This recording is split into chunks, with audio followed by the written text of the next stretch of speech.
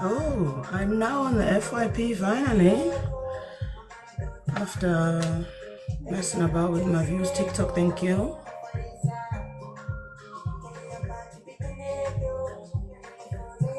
Wonder if that shows properly.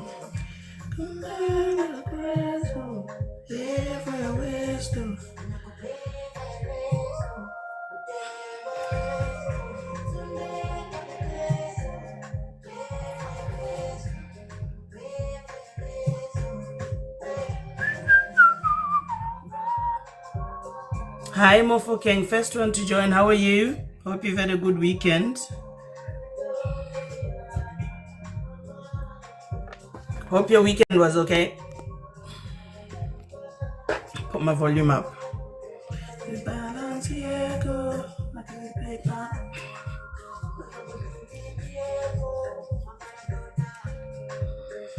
What did you do weekend? What did you do weekend? Obviously, I was out partying. Life is good.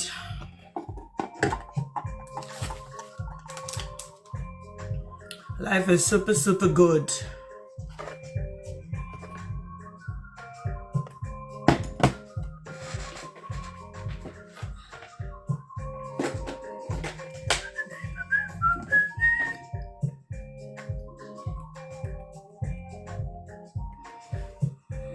I hope TikTok has lifted that shadow ban they had on my account because it was really debilitating last week. Mofoken said I was busy washing dishes for my woman. So the dishes belonged only to your woman. You didn't eat from them too? Or your kids? It was just her who used them.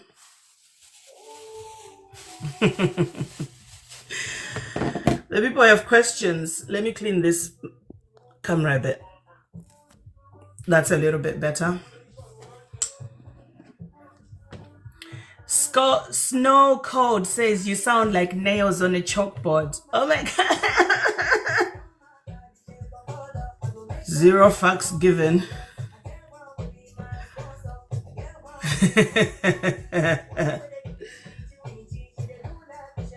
That's a song.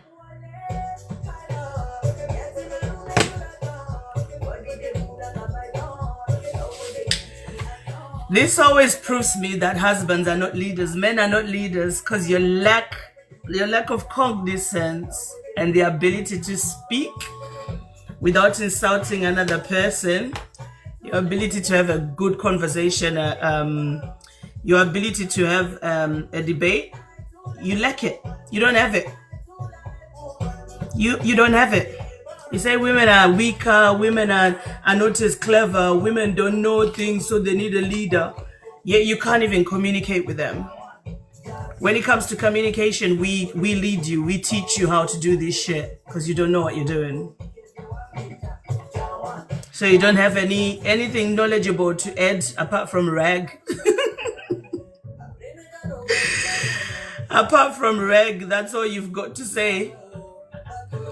You don't have anything wise, sensible, anything that includes using more than 2 senses, or 1 at this point.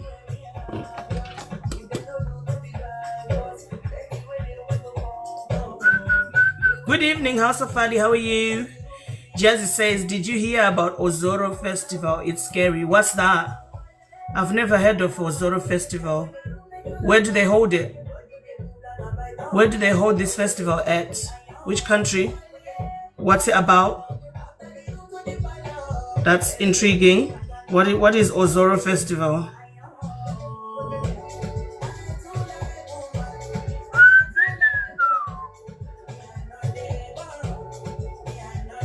Ozoro Festival.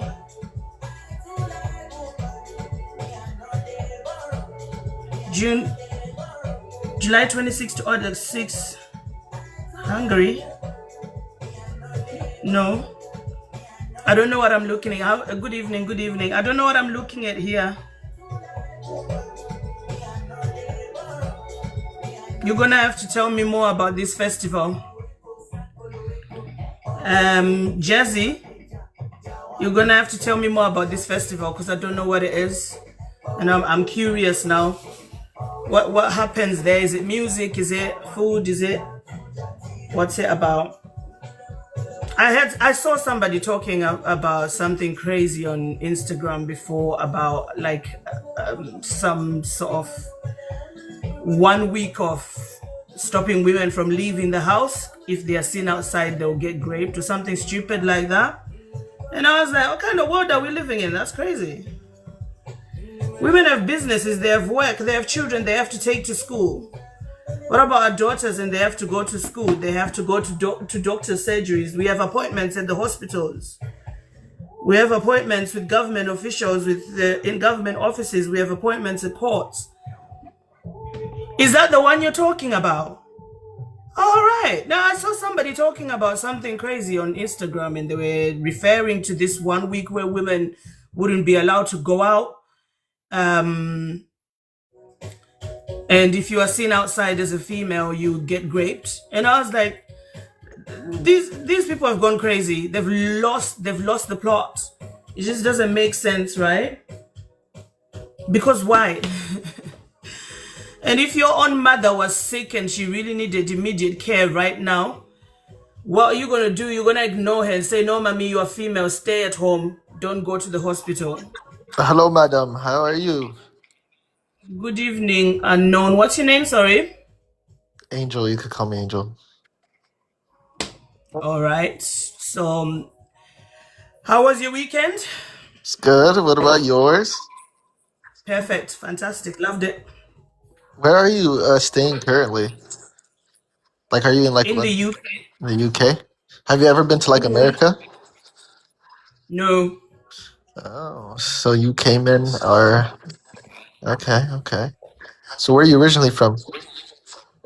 Zimbabwe. Hey, that's lit. Okay. Men Yeah. over 30 should only date at women 28 or older. So why not 27? What's the difference between 27 and 28? Still a little bit too young. What would be the reasons? Just my opinion.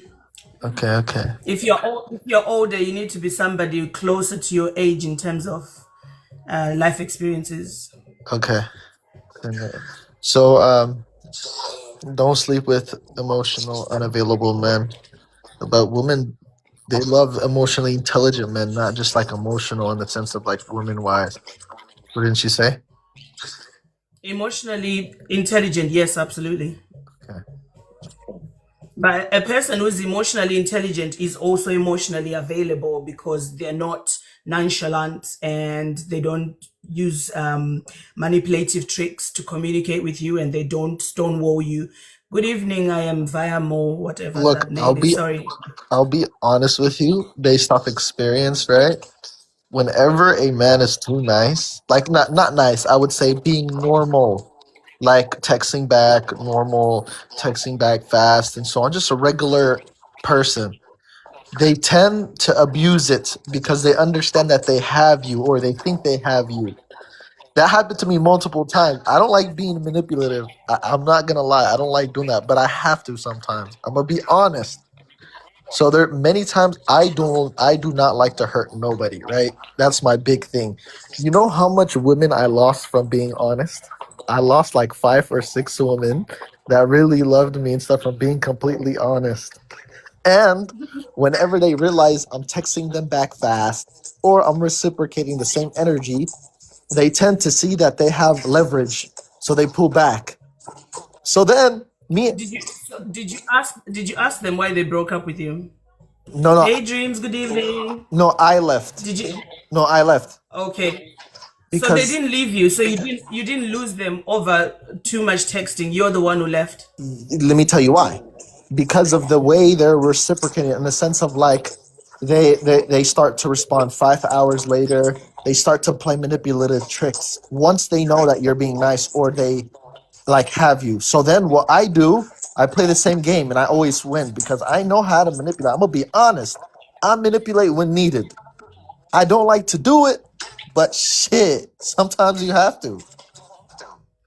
So So you never asked the question, hey, you used to text me back this. Why have you slowed down? You just made assumptions and then just ran. I did it one time to test my logic, to test if I was correct.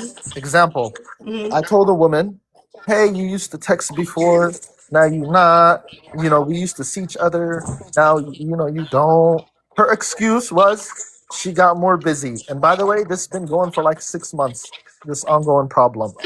I'm busy. I have a lot of chores now. When before, anytime I need to see her, anytime anything, she responds instantly. So then, so once I started question, she just started to throw it at me, like I'm busy, I have things to do, all that, because she knows I'm invested, like I care. So now she knows she could abuse it a little bit because I care, right? So then I'm like, you know what? I was right. My logic was right. I just wanted to test if I was wrong, and now let me play the games. So I played a little bit games. She begged for me back. I just stopped talking to her and I moved on. I swear, And listen. you Oh, tested your logic after 6 months with just one girl, not all of them, and you said you've had loads of girls who've behaved like that. Loads being what, three, four, five, 10? no, no, no, no. Like four, right? They are perfect in the beginning. Like 4 to 5. They're perfect in the beginning, right? 100%. You do realize that sometimes if you're not on the same wavelength of thinking with a person, it's not really so much about the fact that they're playing games or whatever. They're just not feeling it. And Okay, some people just don't want to admit to the fact that they're not feeling the relationship and they don't want to be in it. They just carry on quietly, just waiting for it to fizzle out. okay. Let me give you a recent scenario that I tested, right? I tried to be the mature man. Example. So everything was going perfect, right? I told her she wanted to get in a relationship with me. I told her, hey, I like you. I want a little bit more time, please. She got offended, right? And I told her I'm sorry because she kept asking me. And I told her, just give me, just give me some time, a little bit. And then what's it called? And then there was a scenario where me and her were play fighting. And then she asked me, I was trying to go through her phone as a joke, to tease her, and then she told me, no, we're not together. So she always brings up the fact that we're not together. So I was like, okay, that's fine. I just ignored it because I didn't want to open up the topic. And she almost started crying because I dodged the fact that I wanted to be in a relationship with her. So it took me like an hour to get it out of her, correct?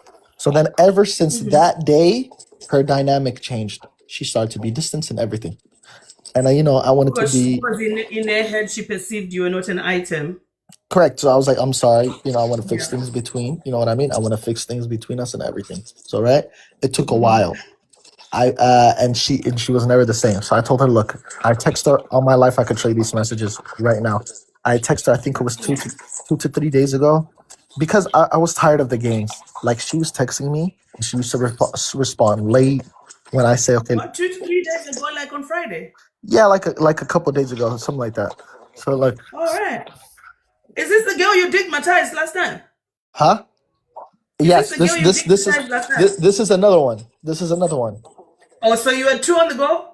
No, no, not in same time. Separate time. So this is a whole different thing, right? So then Right. So then I go ahead and text her. I think a couple days ago, I could show you the message like, "Hey, sorry, I'm uninterested. Things were not the same. They're not the same. I'm sorry." On my life, because I knew, because before she was responding 5 hours, 4 hours, she was playing games. We used to agree to see each other. She cancels last minute to try to manipulate me, and have power. What before every single time we say we'll link, we always link up. So then now that I was like, you know what, I'm tired of this. I can't play this. I have business I have to focus on. I said, hey, look, honestly, things are not the same, and I think we should just separate. On my life, she started blowing up my phone. She's like, okay, I'm sorry. Uh, give me a chance. Let me fix it. It's crazy how you're not gonna give me another chance, because I was with someone and I couldn't answer. So she kept blowing me up on my number, on Snapchat, everywhere, trying to get my attention. And then I told her, look, I'm gonna be honest with you. She was like, are you gonna give me another chance? I was all like, yes. I was all like, but please don't act like this. Remember, I'm not enemies with you. I have no intentions to harm you or do any bad intention. Ever since that day, she started So acting right.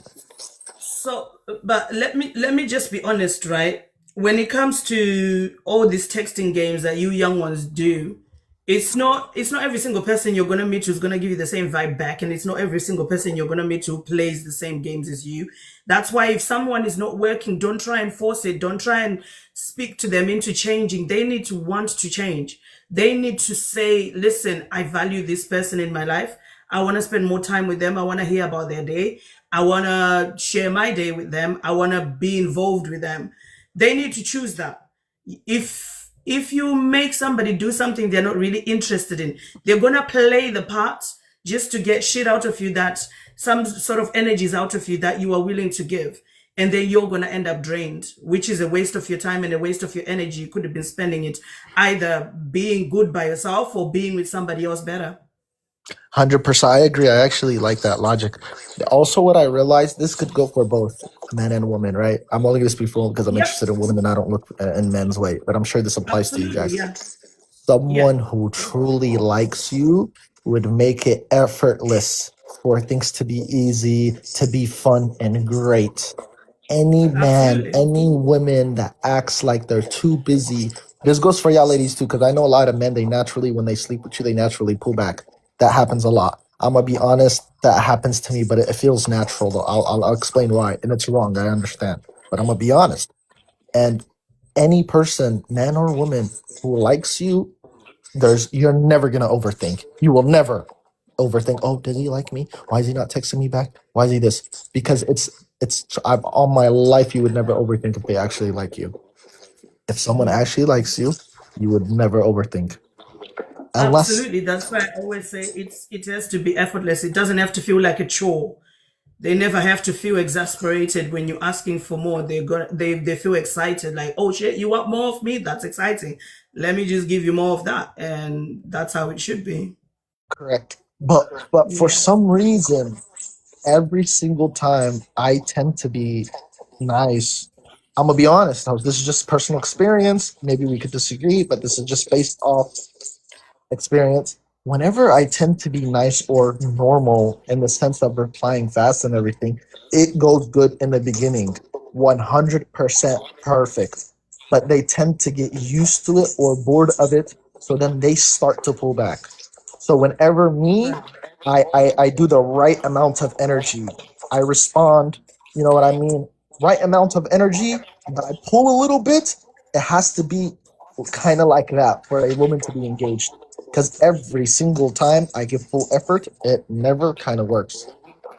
You kind of have to have this pullback a little bit based off my experience, which is kind of bad because I'm a type of person I love talking to everybody. I love discussing money, discussing business, logic, life, everything. I love it. I'm a talkative person. I'm gonna be honest, but it with I can you tell. know yeah. But when it comes with like it's a crazy game. But I think that this logic only applies to women or men that are in the playing field. I believe that uh I believe that I was reading the comments. I believe that if you are interacting with the opposite sex that's not in the playing field, it's a whole different game compared to a woman or a man that has been in and out of relationships, because now there's games to play because both of them been in and out in relationships and they have past history of understanding how things work, so they tend to have walls to prevent past things from happening again. So that's how it automatically becomes toxic and like manipulative. But if you know how to play it right, you would understand them and go through that. But it all depends, you know. Typically, it's easier to be in a relationship with people who haven't had a lot of past relationships, men and women, because they don't have bad trauma when it comes to relationships, so they have their walls up. Because imagine two people who never dated and only had situationships, they never did anything. Perfect. Everyone is innocent, everyone is genuine, everyone is, and so on. But I talk a lot, so respond if you want. Yeah.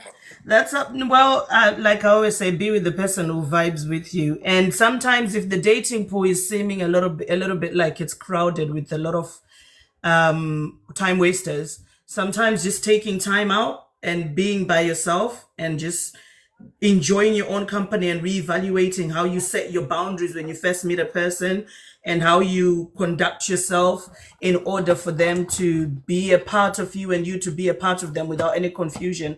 Sometimes that's important. And also evaluating what standards of women we are going for.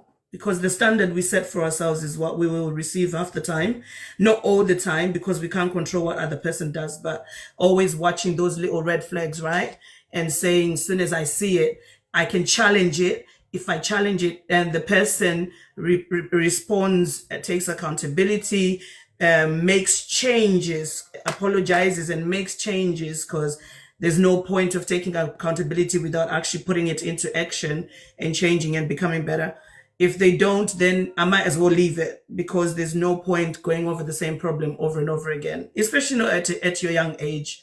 You might as well just be enjoying your life. Correct. Also, like, Yeah. oh my bad. Go ahead. What's that? Sorry. What, were you gonna say something? No, no, no. Okay. Also, another thing I tested, which is crazy because it worked at the same day, the same little hour I tested, right? So there's this girl that I recently see, right? And I always ask her, let's cuddle, whenever we link, we just cuddle. And she likes when I ask, but she doesn't like answer right away. She like wants me to ask again, two times, three times. You know what I mean? Like make her feel, come on, let's cuddle or whatever, you know. And then she eventually does it. She wants to, but she does it on purpose, to play. I don't know, just to feel good, I guess. So I Have was you like, asked her though? Have you asked her if that is the truth? no, but let me tell you how I know that's the truth. So one day I was genuinely tired, right? One day. And she texted me to like link with her. I was like, whatever, you know what? I'm gonna go. I was like, you know what? I'm gonna lie to her and tell her I don't have a car. Like I don't have it. My brother's using it. So I did lie. And then I was thinking to myself, I was all like, that's messed up. Let me just do it. Let me just go, whatever. So I went. And then I went, but this time I was genuinely tired. So I was talking. And she noticed my energy shift. So then she started saying, "Let's cuddle." She said it in a way like, "Hey, can I sit there?" Like trying to be all cute and shit. And same with like this happens multiple different times, multiple scenarios. The woman is supposed to be pushy. The man is supposed to be in the middle or a step back. I think that's the best way for a relationship. That's what I believe. There is no best solution. There's just two people who understand each other and know where they stand and enjoy whatever the other brings. It's different in every single relationship. Every dynamic is completely different. There is no perfect way of how it should be. Like personally, a lot of women will say, "Oh, the man's supposed to love you more than you love him." Blah blah blah. I can't stand somebody who over compliments, over provides, over just does everything far too much. It's like they want me to clap hands for them and say, "Oh my gosh, she's that good." I can't stand it. I like my personal space. But another woman would tell you she absolutely love all of those things. You know what I mean? Sure. So there is no actual perfect way of how it should be. Apart from when you meet your person, you will know it's your person, because things will just go smoothly as you need them Oh, to. After 8, 9 years, you'll be like, "Oh shit, we're still here," and you'll still be enjoying each other's company. yeah. So then I'm gonna ask you this question. Well, I mean, I kind of got it when you were talking. Well, yeah, I agree that there's different, people want different things, but we could say generally, but it would be hard to put on a scale or metric. So I would say for you, how do you prefer your relationship to be? Either him, like he's showing he cares, but him kind of in the middle, and you are showing more care to him, like you're the one asking to cuddle. You're the one asking to do stuff more. He is asking, but not as much as you. So technically, who's more? I guess that would be called feminine. I guess where someone's more over caring in the sense of like, let's cuddle or let's go out. Can we hang out? Can we do this? Who? What? How do you like your dynamic? Um, it differs on the person. I'm not gonna lie. It differs on Ooh, the person. but If why? I'm extremely attracted to you, then I will find myself being the one who pushes for that more. I mean, like facially or body wise, which normally I don't go for those things. I just go for someone's brain. And if I'm extremely attracted to you in the brain, you will find me having deeper conversations with you, running every single thing by you and wanting to hear your thoughts and your opinions. And if I know you are more attracted to me, I feel very, very unsafe, if that makes sense. Huh? Like if somebody, yeah, I do. If somebody really likes me for the way I look and compliments me a lot, I literally feel very unsafe What about because he I start likes you in feeling all ways? Like he likes you in all ways, your mindset, your I body, start everything. feeling objectified. I do. I start feeling So you objectified. start to push back. No, I don't push back as such, but I will I mean, pull, articulate the pull. fact that it's not necessary. I will say that it's not necessary to compliment me all the time, or like some people would do it too much, like 3 or 4 times in the morning. I mean, I heard you the first time. It's okay. I get it. I look nice. Do you know what I mean? Hey, like, what if the man try to? Imagine you telling a girl, "You look good. You look good, my heart, bro. I already heard you, bro." I'm like, "Damn, okay, shit. That Yeah, should be but all right." like 3 or 4 times is far too many times to be doing it. Nah, I get Like, it. do it once. Of course, I like a compliment, but I don't want overkill. Right. So It that just kind of becomes icky. so you would kind of agree with what I said then, or it applies to you because if someone is overly caring or overly showing a lot of love, you would typically pull back. Why you would pull back? Because you would tell him, "Hey, I'm not." You probably wouldn't ask to cuddle, and the same time he told you that because you get that, bro, it's too much compared to a guy who's kind of nonchalant. Maybe I'm using the phrase wrong, but just the guy who tells you, "Hey, I like you. You look good," once a day or once every no 2 days, one time. Then you're probably gonna want more out of him because he doesn't do it often. Us humans, we want more of what we can't have typically, or more of what we like. But when it's too much, we don't appreciate it. It's value, supply and demand. So I think I that's how it don't works in a know. relationship. I don't know, to be honest. I wouldn't say that. I would say literally for me it's about if your mind is in the right place and your whole focus is not schmecks and just constantly being under my armpits, then fine. Yeah. I'm not gonna push you away. I will communicate with you if I think it's being a bit too much. And if you understand what I'm saying and don't take it personally, then we're good to go, right? But if you do take it personally, then that's an issue for me. It proves that you're objectifying me, so I don't want to be with a person like that. Okay, let me give you a scenario, two scenarios. One guy, whenever you text him, he responds 1 to 3 minutes. In 1 to 3 minutes, majority of the time. And then there's another guy who responds hardly 1 to 3 minutes, and majority like 10 to 15, and sometimes 1 hour to 3 hours. How would you feel between those two men?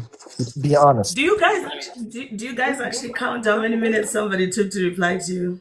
I analyze my whole life. So yes, I analyze a I lot. don't. I don't. If you go over a day, then it's an issue. But I don't count how many hours it's taking you No, a day is to crazy. A reply day to is me. crazy. A day is Yeah, crazy. I don't. I watch everything in my life, like every little stuff. So I analyze a lot. So Yeah. let's say that scenario was there, though. I know you said you don't, but how would you feel? I guess it wouldn't bother you. Like imagine you're having a good convo. Yeah, I wouldn't be bothered at all. I wouldn't Say be bothered. okay, say you're having a good natural conversation, a good flow, right?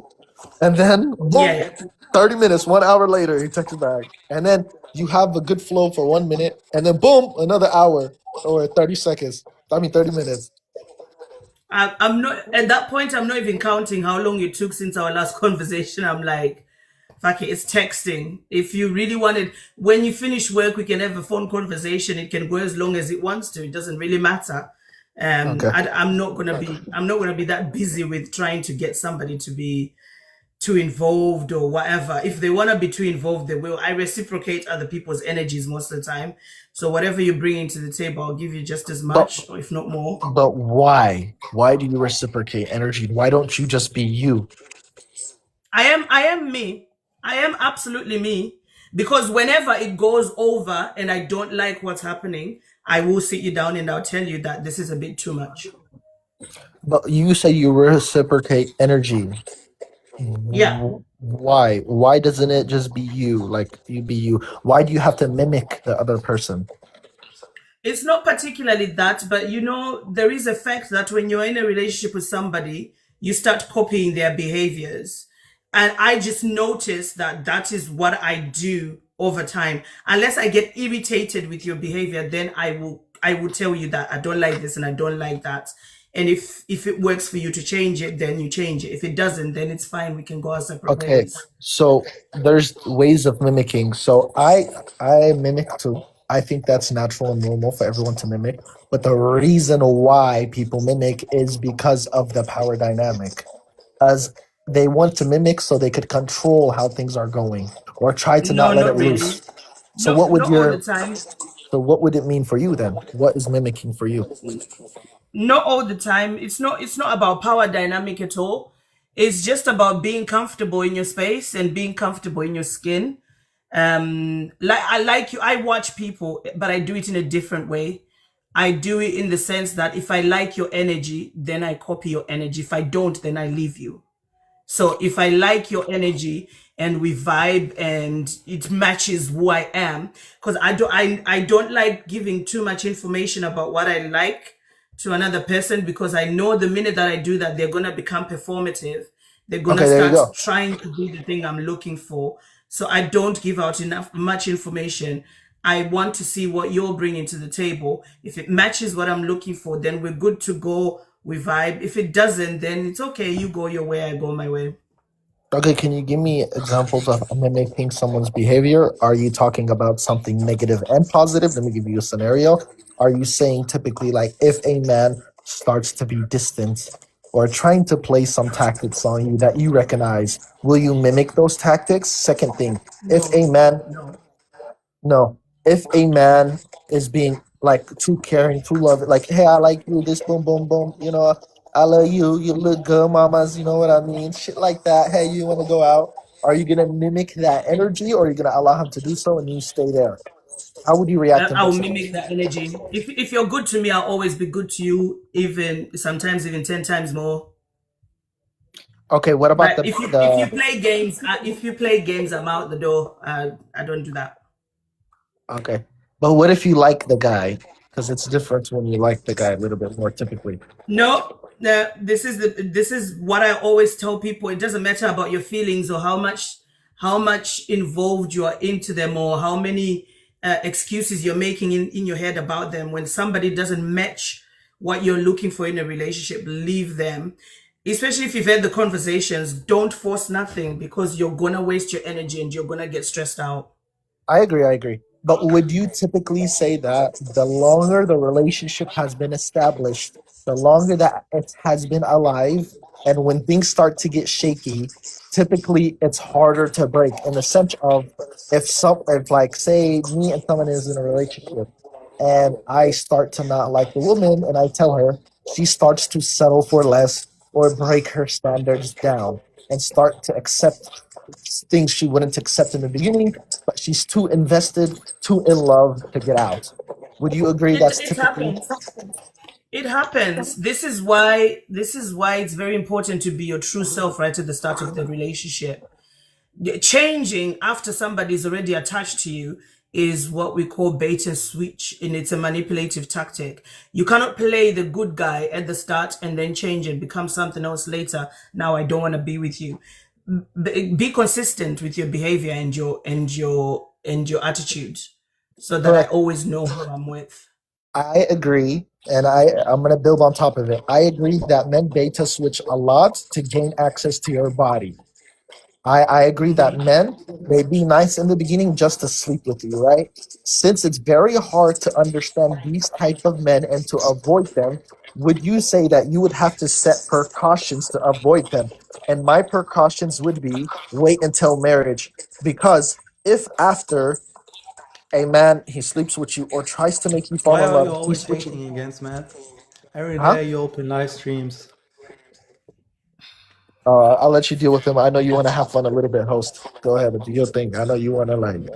Go ahead. Timmy, unmute yourself. Timmy, unmute yourself. Or is it Tim? Rin Tin Tin, come on, unmute yourself. You wanted to say something a second ago. Damn, he unmuted himself. He's submissive. Actually, I wanted to say something bad, but Go on, all the go. people What do you want to say, darling?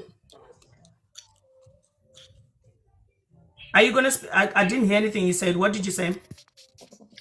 I actually wanted to say Yeah, something bad, but now yeah, I don't dreams. want That to say I it. am adding But one at a you always time. hate against men. Maybe there's a reason. I Show think your show me friends are where in my lucky prompt. they have Show me a where in my boyfriend prompt where it says or I a don't like man, men. and you also want that, but you can't have it. Tim, That's the reason why Tim, you're show me here where in hating. my prompt.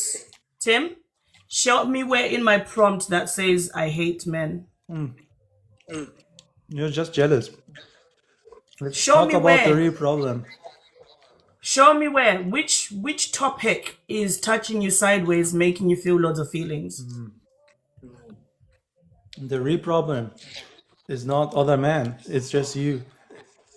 Right. So you don't know of all the things that I've put in my topics, you don't know which one is making you feel feelings. You just want up you want to come up here to get my attention, right? So first of all, like the fourth point, it doesn't make any sense. Yeah. Why is that?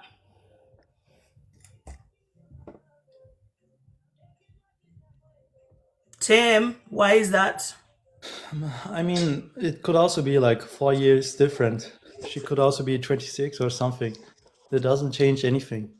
Like, Why the insistence of getting somebody who's younger than you in their mind? no, some What will you like, gain from it? for example,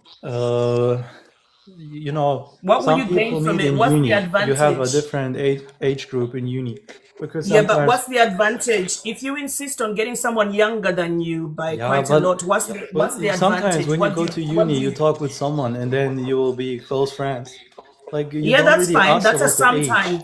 It's That's like a randomly. sometimes, Tim. But those are not people fighting for to be with people who are younger than them. Tell me why you are fighting for somebody to be younger than you. I'm not fighting. I'm actually still very young. Like, So okay, so how does that prompt mean that I hate men? no, but you always hate against men. Like, Where? Show me the evidence. Show me the evidence of me hating. so do you think on all problems, always men are the issue? Right. So do I date women? No. So am I going to talk about how to date a woman? No.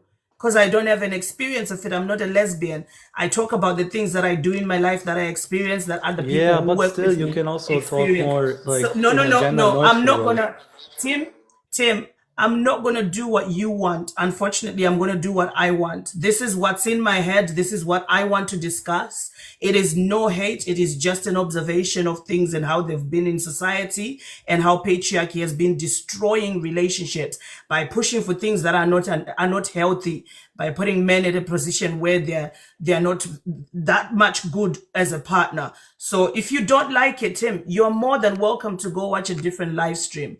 If you think that I'm hating, you are a man and you are worried that you're going to come up here and I'm going to throw a lot of hateful things towards you, you don't have to talk to me. You can go do Okay, another live wait, stream. wait. What do you mean in the third point? Like, marriage is not the first goal for women. Like, can you explain it? Because it's not.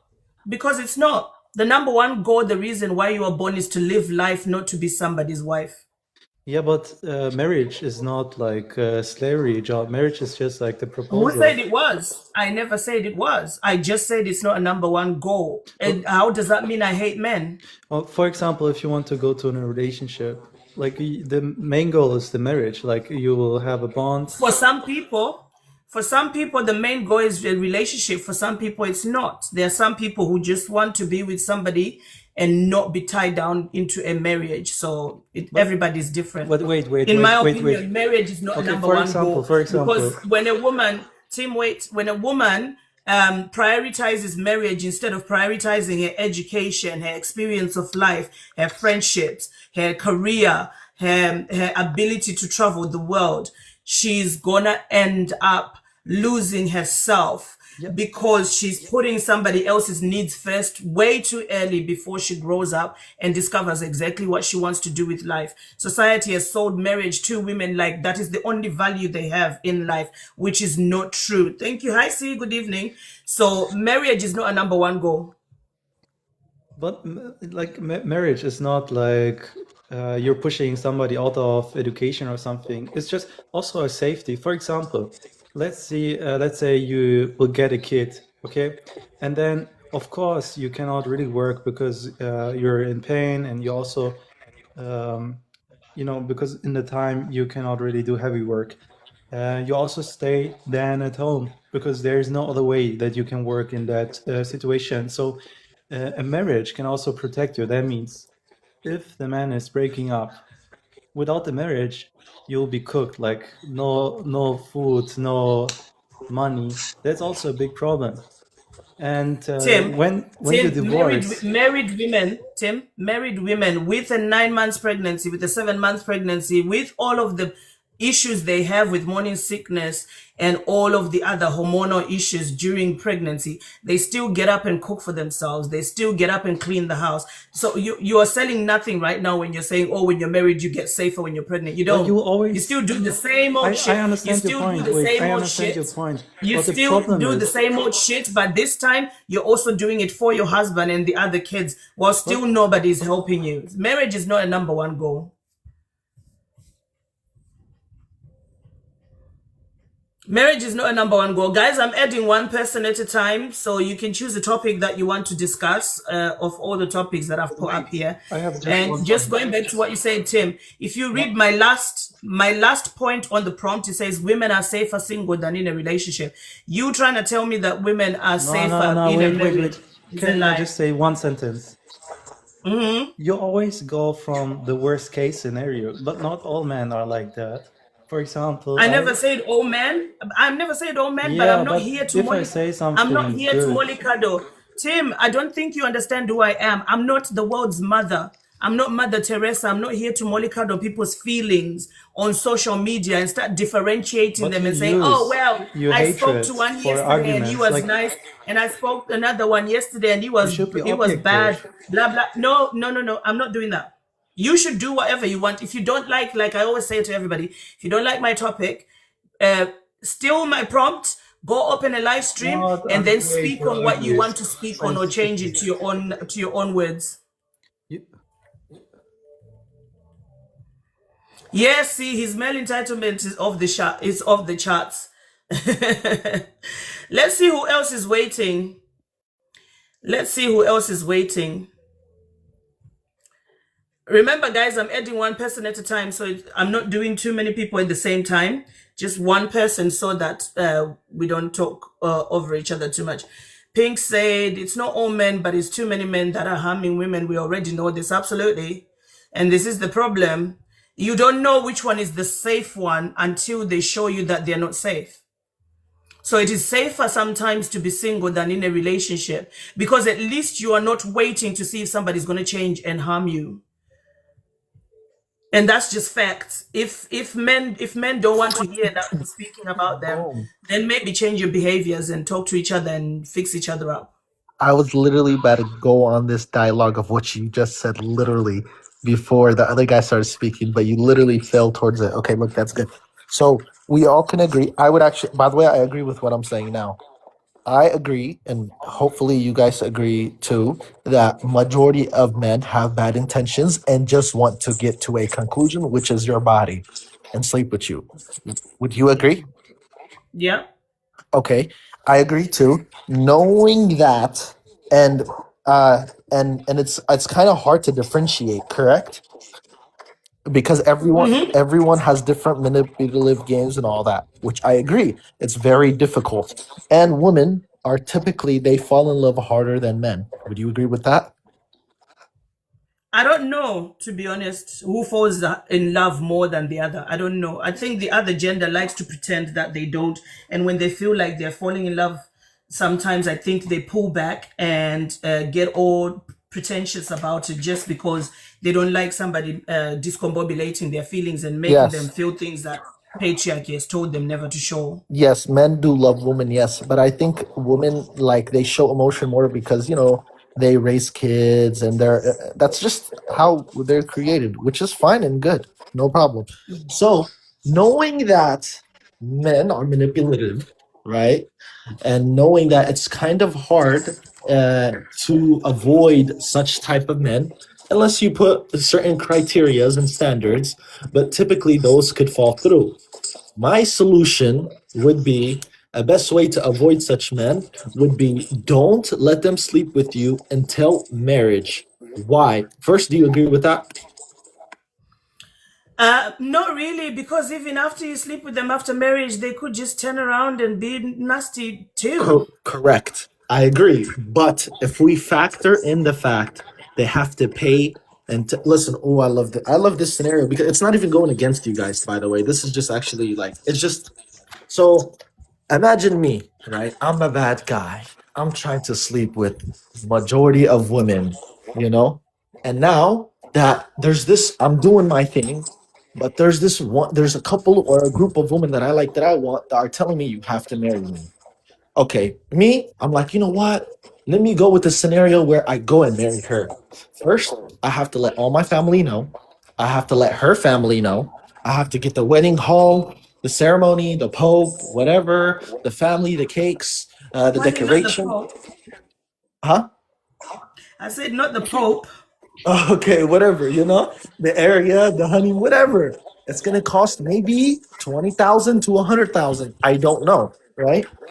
If a man's sole intention is only to sleep with you, a majority of men, like I would say 95 to even 99%, would not go through such criteria, would not tell their family, would not talk to your family, would not pay for the wedding, would not pay for the ring, the birthday cake, or whatever. I mean, the wedding cake and all of that. And if there is a scenario where there is a specific man that does all these and pays all that money, eventually he's going to get caught. Because how many times can you invite your family over to a wedding? How many times are you gonna go ahead and tell your dad, "Here, I have another woman, let's marry her," until you have a bad reputation around the city and you get caught? So that's why I think the best way for women to avoid bad men was to go and don't sleep with them until marriage and make sure he pays all of that and everything. Why? Because not a lot of men. I mean, if I was a bad guy, I'm not paying no 50K just to sleep with you. I'm not doing that. Do you agree or disagree? You have never seen what a man will go through just to get into the pants of a woman. Honestly, Okay, but how many women? Yeah, okay, let's get. where there's a Oh will, my there's God, a go ahead. way. People will do what they want. People will do exactly what they want. They will. They will. If they've got their eye on you and they've got you in their radar and they've got plans with you, you're not escaping because they're gonna do exactly what they want. And it doesn't matter how much money somebody pays. I mean, we live in a world where a lot of guys will pay somebody for a dirty sock. They will give a three A thousand what? pounds for a dirty sock. What's that? Of yeah, like like fetishes, like things like Foot Finder, OnlyFans, and all of those places. We live in a world where somebody will say, "Can I have your dirty underwear? Make sure you wear it for 7 days and never wash it, and I'll give you 7K." And you're talking that it's going to pay them to pay 20,000 for a wedding. They don't Correct. give a shit. No, no, listen, And if listen. if if they're done with the whole town, they're going to move to the next town and do it again because Okay, they okay, want okay. to. So my answer to what you just said is this. Number one, my scenario or my solution doesn't 100% prevent the possibility of it happening. Second, my scenario is better than not applying it because you allow more men to possibly get in. Third, it definitely minimizes because there's not a lot of men that would do that.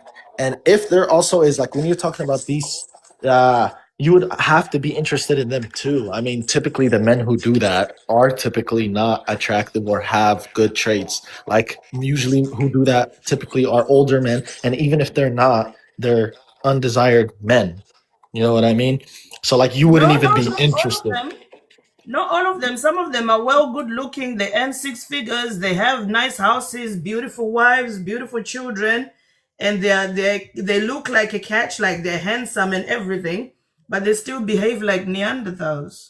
Right, but wouldn't you say that the solution that minimizes majority of the issues? What I'm saying is pretty good. If not, what's better than what I said? I don't think there's anything better than what I said. it can be a solution, only if people choose it. I would never force people when and why and how or they should sleep with somebody, because I believe in test driving what's inside the pants. Because sometimes you get to your wedding night and realize there's 4 inches in there with no girth, and then you've already married the person, and now you're like, oh shit, what do I do with my life now? I'm stuck to this 4 inches forever. Hey, see, you're hella funny. Host, okay, can you guys, if you don't mind, see, he's talking a lot of shit. I want to have a little dialogue with him. I want to destroy his mentality. Can you please, like, give me like 3 minutes and watch how I play with him, please? If you don't mind. Why would you want to do that? I don't like people who do that to C. C is my friend. C's? You said C's? C is my friend. Oh no, they told me I'm the problem. How am I the problem? What did I say? I thought it was a guy that was going against like everybody. You know, the typical people. No, not C. Okay. C is healthy. C is very So healthy. I like C. so C, she's protecting you better. Okay. Anyways, so Unless C, do you want to come up? If you want to come up, request. If you want to come and have a yeah, conversation with this guy, he's saying I cannot stand him. I want to see what's the issue because I don't think I said an issue here. I think you said he debated you somewhere else before. Him? I don't remember him. I think so. Unless it's a different unknown, I don't know. I don't know. Unless it's a But different, he said he'll come up in a little bit. yeah. But for me, this is why I would say don't sleep with emotionally unavailable men. Because whether you're going to marry someone or you're not, and personally, I don't believe marriage is the end goal for everything. And I don't believe it's healthy for women either. So pushing people to wait for marriage and to be married, for me, that's unhealthy. That's putting them in that risk that I think that they could avoid without being claimed to be somebody's wife and somebody's property. I Well, think the first step is not to sleep with emotionally unavailable men, because an emotionally unavailable person will play with you. They'll dance around with you until you are completely confused. They'll take you on an emotional roller coaster until you don't know whether you are in love or you are being played with or what you should do. You end up unhealthily attached, trauma bonded to that person, whilst thinking that they will change because they play the part of wanting to change and trying to change. They'll give you 2 weeks of goodness and then another 6 months of badness, and the whole time you're just waiting to see if this person will love you purely and be honest and open with you. Why? If they're already portraying those behaviors, don't even look forward to getting married. Don't even look forward to sleeping with them. Don't even look forward to doing nothing with them. Their behavior is already showing a complete lack of maturity and a very, very unsafe behavior and dynamic and way of thinking. So that's why that is there. Don't sleep with emotionally unavailable men. Because I'll be honest, some of us ladies, we do tend sometimes to sleep with somebody a little bit too early. If you want to have fun, go ahead and have fun. If you want to go out, meet somebody, have fun, just practice safe sex and use a condom and all of that. But if you want to have a strong relationship, a good relationship with somebody, take your time. Figure out how wise they are first before you open your legs and sleep with them. Because after you've slept with them, sometimes you end up starting to focus on the wrong things about the person. Meanwhile, they're showing you bad traits and bad behaviors in their attitude towards you, towards either you've got pets, towards either you've got kids, towards your family, their family, the people around you. Just watch how they behave first. Are they emotionally sound? Are they emotionally available? Are they able to have a deep conversation, to hold your hand when you're feeling low, when you're feeling excited, to support your emotions and to show you their emotions? Are they able to be open and honest without hiding and pretending who they truly are? Because these are the kinds of people, when you finally get into a serious relationship, I'm not going to call it marriage because I don't believe in marriage, but people can get married if they want to. After you get into a serious relationship, now you're living together, now you've got a child or you are about to have a child, you see they start to switch, they start changing, they start behaving badly towards you, they start verbally abusing you, financially abusing you, emotionally abusing you. They start, even some will go to the far end of putting hands on you because they already showed you at the start that they are not emotionally available, they're not emotionally intelligent. Therefore, they're not going to be mature enough to hold a relationship together and Right. have a good relationship with you. Right. But so my okay, obviously some people don't want to get married, Yeah. right? But my solution was kind of towards people who are hurt, who have been going through the scenarios that I stated, like men manipulating them and men tricking them, and their conclusion is to get married. Like, look, I'm gonna be honest with you, right? Me, I'm gonna get married one day and follow the criteria that I said, like pay for the wedding and all of that, right? But if you tell me, am I ready for marriage? No. Am I over here talking to women, doing stuff with them? Yes. But you see, I'm wrong for that. You see? Do you kind of get what I'm saying? Like if there was a scenario where the only time or every single woman I talked to was for marriage, I wouldn't be talking to any woman because I'm not ready yet.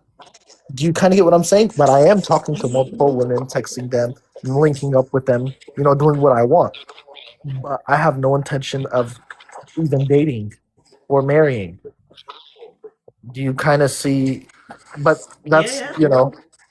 yeah. So that's the thing. Because if I wasn't doing any of that, I would. If that ball game wasn't allowed, I wouldn't talk to nobody because I'm not ready for marriage. Why am I wasting my time? Like, why am I even doing that? I'm part of. You could say I have some issues in that too. Yes, I agree. But that's why I even presented something that even goes against me. That's why I believe if you're looking for marriage, if you're dealing with bad men, a good way to minimize the situation is to don't sleep with a man or don't be emotionally tied with him until he marries you and shows enough effort, because you have to have multiple criteria to protect yourself. Because if you're only playing psychological games or like manipulation games, in the sense of, okay, he can't do this, he can't do this, some man could pass through all of that, right? So you have to add one physical layer, one physical boundary, which is him paying 30,000, 50,000, 100,000, which that's a very big layer to avoid majority of other men. I promise you. I promise you right now, if I liked a woman and I had to marry her in order to sleep with her, hell no, I'm not doing that. And if I only wanted to sleep with her, I'm gonna be honest, I wouldn't. Like all the women that I'm doing stuff with right now, if they told me in order for you to sleep with me, you have to marry me, I'm not. I'm leaving. I'm gonna be honest. I'm not paying that much, or I'm not doing that just to sleep with you. I'm sorry. I'm not. I'm not telling my dad. I'm not telling my mom. I'm not telling my friends. I'm not telling my cousins just to sleep with you. I'm leaving. I'm gonna go find somewhere where it's easier to get, where I don't even have to do any of that. You know what I mean? I hear you. So if women have these like big boundaries, a man will just go somewhere else and find it where it's easier, because humans in general don't like to put a lot of effort into something unless they really like you. Yes, there is a scenario where that can happen, but it's very small. It's a good That layer is to kind add. of true. Your boundaries have to be really high, and but every single person has got to decide what those boundaries are, because Uh-oh. everybody's boundaries are different. Mine will be different from the next woman. They'll be different from the next guy. Let me see. Let me add the next person. Xavier, good evening. How are you?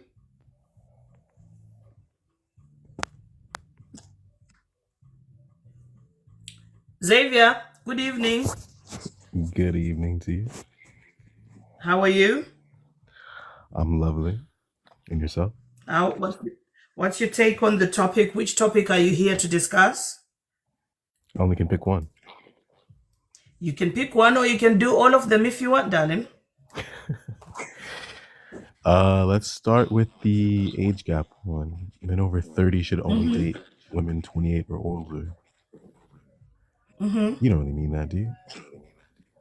I do mean it with all of my heart. What about you dating a guy in his early 20s and you're in your 40s? Would that be a bad thing for you? I don't typically do that. I don't see Oh, it happening in my life. So you don't see it happening in your life. no, I don't typically do that because it doesn't excite me. Most of the people Well, who want to date somebody younger to them, especially when they're men, it's because they have an advantage. They have a thing in their head going on that they are doing it for. what if that advantage benefits him? Exactly. Then why are you doing it? Tell me the reason why why men marry younger women. I'll start by explaining why well, I'm 37 now, but when I was 21, I dated a woman that was 45. And I'll tell you why. Right. I had no idea how to be in a relationship and hold space and be emotionally available for a woman. And I had a lot of women my age at the time, 19, 20, calling me daddy in and out of the bedroom. And it made me so uncomfortable, host. You realize how uncomfortable that made me feel? Like, I'm not old enough to be your daddy, let alone raise a kid right now. But that was the dynamic they wanted from me. And it wasn't until the older women started to really put me on and say, hey, you know what? You got to hold space for a woman like this. And when she's venting to you, don't try to cut her off and try to solve her problems. Just be an ear to hear what she's going through and then encourage her that she can get through whatever her challenges are. And just give her a kiss on the forehead when she's stressing out. And she was the first one to tell me about shit tests. My own mama didn't even tell me about shit tests and how to pass them. So it took a grown woman to like really put me on to how to love a woman. And that's why I think the age gap stress and frustration is all like blown out of proportion. And host, you're a good looking woman, even with your hair up So and your chin. you didn't answer my question though. I said, why do men like marrying or being in a relationship with younger women? Men like to teach. So they want a woman they will infantilize and treat like a baby. No. Now. So how would you teach a grown woman? What are you teaching her? Again, remember what I said about my 19-year-old love interests back in the day? They called me daddy. So they were looking for a daddy, and I was not it. They needed, and it was like 9 out of 10 of them, host. Yeah, but you're telling me about the girls. You're not telling me about the men. Oh. I'm asking you specifically why do men like to marry younger girls? You say they like to teach. What are they teaching? How to love a man, how to be a lady, how to, understand. Yeah, but how can a man teach a woman how to be a lady when he's never been a lady? How to be a lady for a man, I should say. So basically, they like to infantilize women and treat them like little girls. That it's slightly perverted. It's slightly perverted. You know it's perverted? Me being 21 years old and my girlfriends, 9 out of 10 of them, calling me daddy. But you're still not answering my question. I just did. They called me daddy, and but then you are diverting. You are diverting from what we are discussing. Do you want me to say, "Oh, I'm sorry you went through that"? No. Do you need a cuddle? Okay, so you keep mentioning it. I mean, if you're, I heard it. I heard it. You keep mentioning it. I heard it. What do you want me to do about it? I can't change it. I just want you to accept that women that are 19 and 20, 21, they sort of infantilize themselves by calling their romantic partners daddy. I don't know that. I've never experienced it. When I was 19, 20, 21, I have never, and the women who grew up in my culture, they never called their boyfriends daddy. What's your culture? I'm originally Zimbabwean. Hell yeah, Zimbabwe in the house. So y'all raise your young women to be strong, autonomous, not depending on a man. Yeah. I love that for you. I was unfortunately not on the continent. I was born in the United Snakes of America, and it's a kind of a different culture over here. I'm sure you see what's going on with the Epstein files and all that bullshit. They really do romanticize youth. So going back to the topic, when men like to marry younger women, it is because they like to have somebody that they can patronize. I wouldn't like to say you said they like to teach. Yeah. It's a level of patronage because they know if they go with somebody who is about the same age as them, they don't have nothing to teach her because she's wise enough, she's clever enough, she's at the same level. She don't have to give them extra respect on account of the age difference. But men like to do that, to marry younger women, just so that they can have more power over her. Host, I'll give you a little bit of a man's perspective. I can articulate this because I've studied it a little bit. But most men believe that what we're attracted to, well, I'll give you the brain chemistry behind it. When you have a good meal, it sends off the same brain chemistry as like the romance or sex or attraction. So a younger woman might be a burger, an older woman might be a sandwich, or a pizza, or So a woman my age. objectification of women. Hold on, let me finish my analogy. A woman my age might be a salad. I don't want to eat one of those things for the rest of my life. I like to have a little diversity, and all men do. But the monogamy culture kind of forces us to pick one, and that's unfortunate, I think. And give me one last thing. Don't worry about men being attracted to younger women, because guess why? Older women are hot too. Are Like, you are you here to school me now? You're gonna give me a lecture. No, that's right. You're the host. You lecture me. Go ahead. I'm not here to lecture you either, but I'm asking, are you about to lecture me?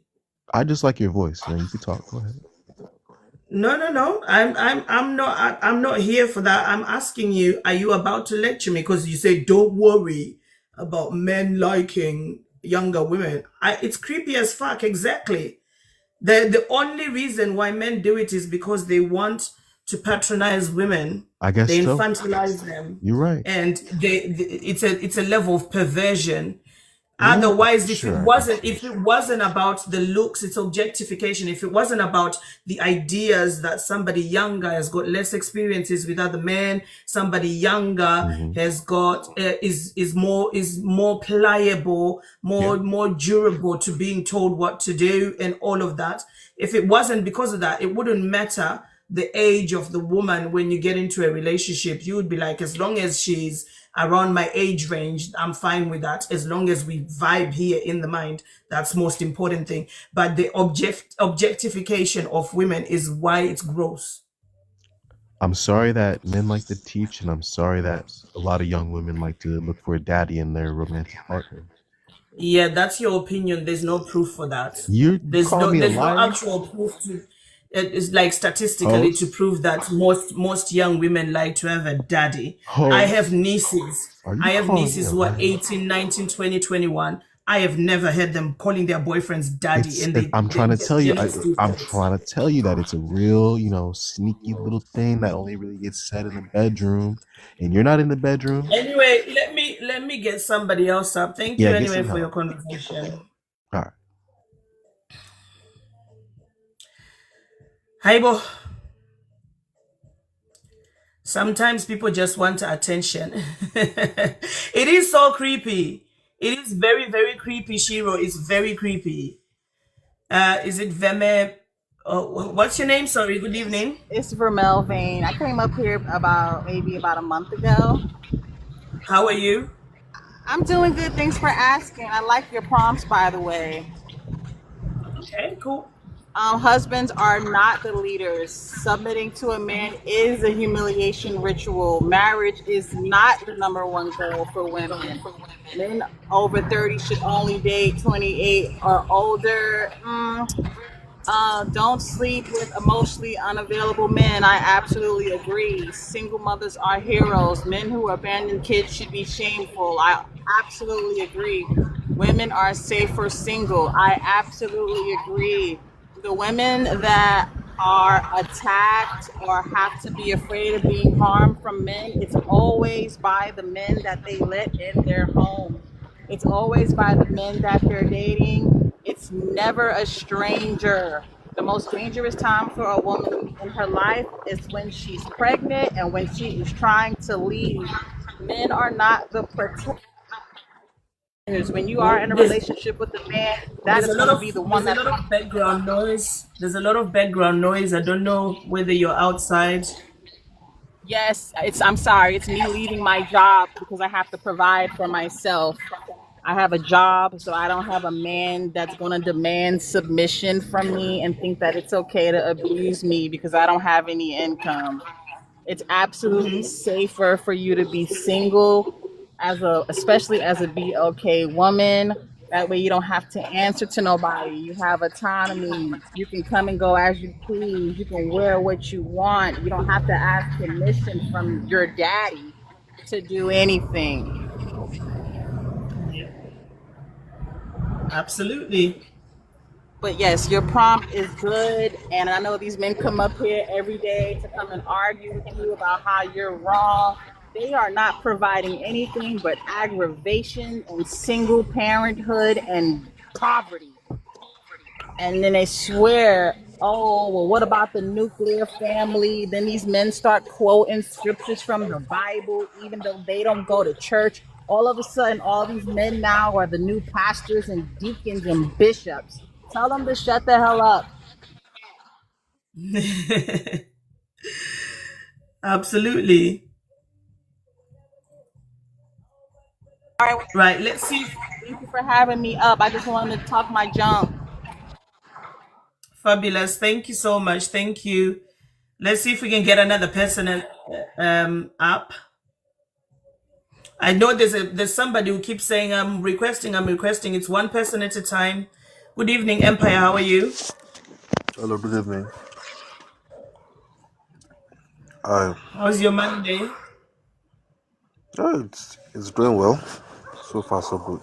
Fabulous. So which topic are you here to debate? Oh, it's a debate. I was thinking I would just come and submit and okay, if it's a debate, all right. All of them. I would love to debate all of them. Okay, start with the easiest one for you. What would you like to discuss first? Husbands are not leaders. Yeah, I mean, marriage. For us to learn about something, we need to start from the beginning. And Here goes the from the lecture. beginning, I mean, the debate. How do you want me to start the debate? I'm trying to first start. Okay, let me make This it is just how easier I. for you. All Let me right. make it easier for you. If I said husbands are not leaders, you need to prove to me why they are leaders. So instead of giving me a lecture about the beginning of marriage, we all know what the Okay. fuck You that don't. You is. don't want history. Yeah, I'm not here. I'm not a child. I'm not 18 years old, still learning about shit. Okay. So let's just give me like evidence of how husbands are leaders. Like, let me make it easier for you. Give me like two attributes that husbands have that makes them leaders and not women. It's not. I don't think I have attributes. I would just say So why are I they think. leaders? What makes them leaders? What exactly about being a man makes you a leader when you become married? No, it's not. It's not me. Not me actually. But I would say husbands are leaders because marriage itself. Uh, marriage itself. As much as people would love to say marriage is partnership, it's not partnership. It's there are hierarchies in marriage. There are responsibilities in marriage. You get me? That's my opinion, So, though. so, so And the I think responsibility, do those marriage responsibilities, Empire, do those responsibilities make a man a leader automatically because of his responsibilities? absolutely his What responsibilities puts him at responsibilities, the what responsibilities are they that make him a leader? providing, protecting, Providing what? providing. He provides financially for the entire Financially family. to pay for food, to pay for bills, is that what you're saying? Everything. So are you saying in this capitalistic world we live in, women don't work and provide for themselves and for the family too? Women do provide. Okay, so provision is not the reason why he's a leader if we both do it. Give me something else that only a Women man do does provide, that women but don't do. Okay, that's fine. Then give me something women do else that makes provide. sense. Give me something else Let, that let me makes let sense, me Empire. just let me just land, right? Women do Give me provide, something else but they that don't makes sense. provide No. as much as We've the already man. established that provision is something that is done by both men and women. Therefore, if I am doing exactly what you're doing, you are not my leader. We are. If the prerequisite to being a leader is providing, then that means we're both leaders. Now, give me something that men do that women don't that makes them the leader. So we are debating, right? I'm still listing out the options, the Yeah, give me things. another one. Try another one, because provision Like is I out the window, said, darling. number one, I said women do Provision's out the provide, window. Try a different one. but Okay, can you just men move on? provide Move more. on. Number Move two, on. Move on. number two, protection, right? We all know that. Protecting women from what? If you don't let me debate with you, this is not how debating works. Yeah, no, These are protecting talking women through. from what? Prove I that get there is lost. protection going. If you're giving So me like I said, protection as a reason why they're leaders, tell me what they're protecting women from. like I said, we all know that in a home, a male figure is essential for the kids, for the wife. Right, but you're not answering the question. You're running around You're right not now. allowing me speak What do now, men how do protect you women want to from? hear what I'm saying? You're not allowing What do men protect women from? Answer the question. What do men protect women from? Men protect women from a lot of things. Like A lot of what? things actually. We Like have what? people wanting People, to who hurt the people? Which people? family, Which people? Which people? strangers, people Like outside. which people? What gender are these strangers? Stop running around and avoiding the question. Genders could be male, could be What gender females, are the both people? genders. No. Don't lie. Because we don't have predominantly women attacking people's homes and stealing. We don't have predominantly women attacking other women on the We street do. and stealing their We bags. do have women No. attacking We have people. predominantly we have men we have creating women problems in attacking people. We society. have women. There's a reason. Can you be quiet for a second? Shh, can you be quiet for a second? There's a reason why our you're prisoners, shushing me our prisons. in a Can you be debate. quiet for a minute? Can you be quiet Doesn't for a make minute? sense. Can you be quiet for a minute? Can you be quiet for a minute? There is a reason why our prisons are full of more men than they are of women. Men creating crimes that are unnecessary in society. When you are talking about men protecting women, you are talking about men protecting women from other men.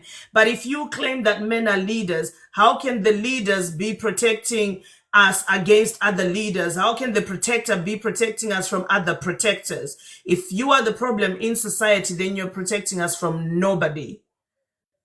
And if we look at the ratios of how many women end up in a relationship, end up in domestic violence situations, emotional, mental, financial, physical, spiritual, and sexual abuse happening to them because on account of being in a relationship, it means that men are not protectors. It's actually more unsafe for a woman to be in a relationship with a man than it is for her to be single. Because when you met her, she was fine. When you were with her, you are not adding any extra layers of protection. She's still fine. You're not protecting her from nothing. Now, can you try a different topic because you've already failed on that one? Go on. Second topic. It's funny how this is a debate, but you're the only one talking. Yeah, because you're giving me stupid answers. If you give me stupid answers, I will prove you wrong. That's what a debate is. I will prove you wrong. Do you see why women can be leaders? Yourself right. Because you are supposed to prove yourself right, but you are incapable of doing it. You claim to be a leader, but you don't even know how to defend yourself. Go to the next prompt. Go to the next prompt. We haven't even finished the first. Why are you running from the first question? We are finished with the first. With the first, you gave me 2 stupid reasons for why men should be leaders. No, we have not finished. I was still speaking. We are finished, darling. We are finished. You've got nothing else to add to the topic. Zero. This is why women can be leaders. You're always touching on top of the other person. Exactly. That's why husbands will always be the leaders. So number 2. If you feel that you are supposed to do whatever you want on my live stream, and I will just let you do whatever you want, and that makes you a leader. Honey, go open your own live stream. You are here begging me for attention, so bye. Let's see who else is there. Someone called Tropical said she met her match. Go on, Tropical. Good evening. How are you?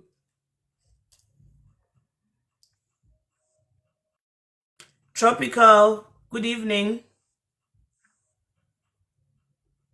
What, cat got your tongue?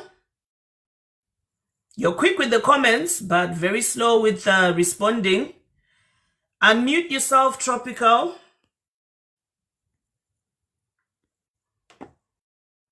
Failed.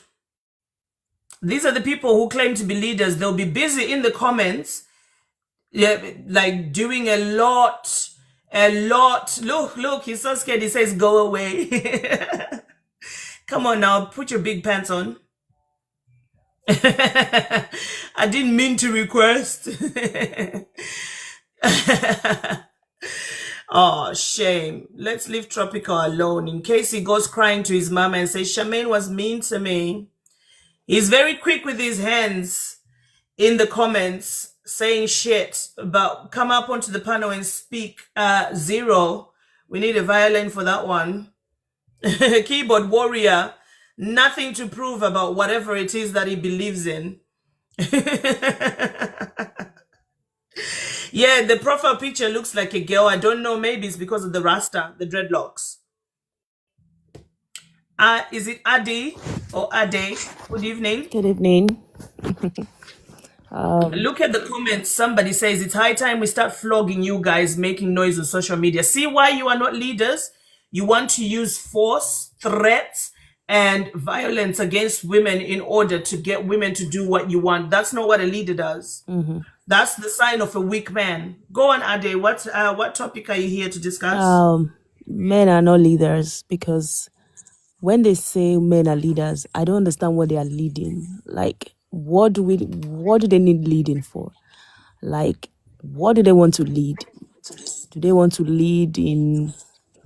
The only thing I know that they can lead is war, violence. Violence. I think they're just controlling. They just want to control women.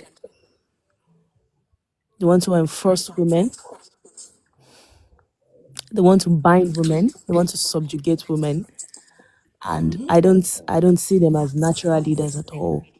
I see women more of leaders than men. I see women being calculative, logical, emotionally balanced than men. Men are erratic, irrational, emotional. I don't know.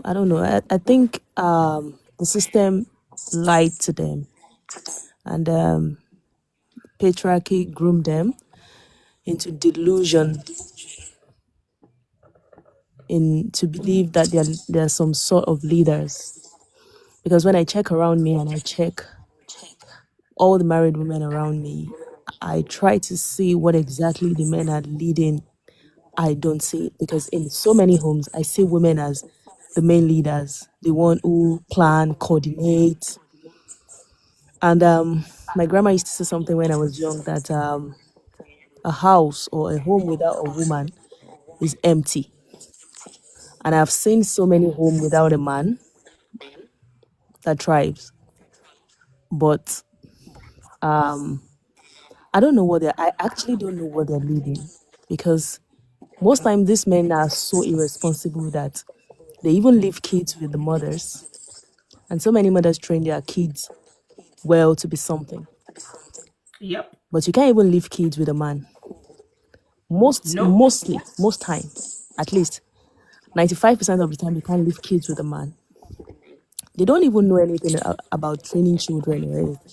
So my question always is, what are they leading? I still don't get it. I still don't understand that the leading part of it. They want to take grown women and treat them like they're kids.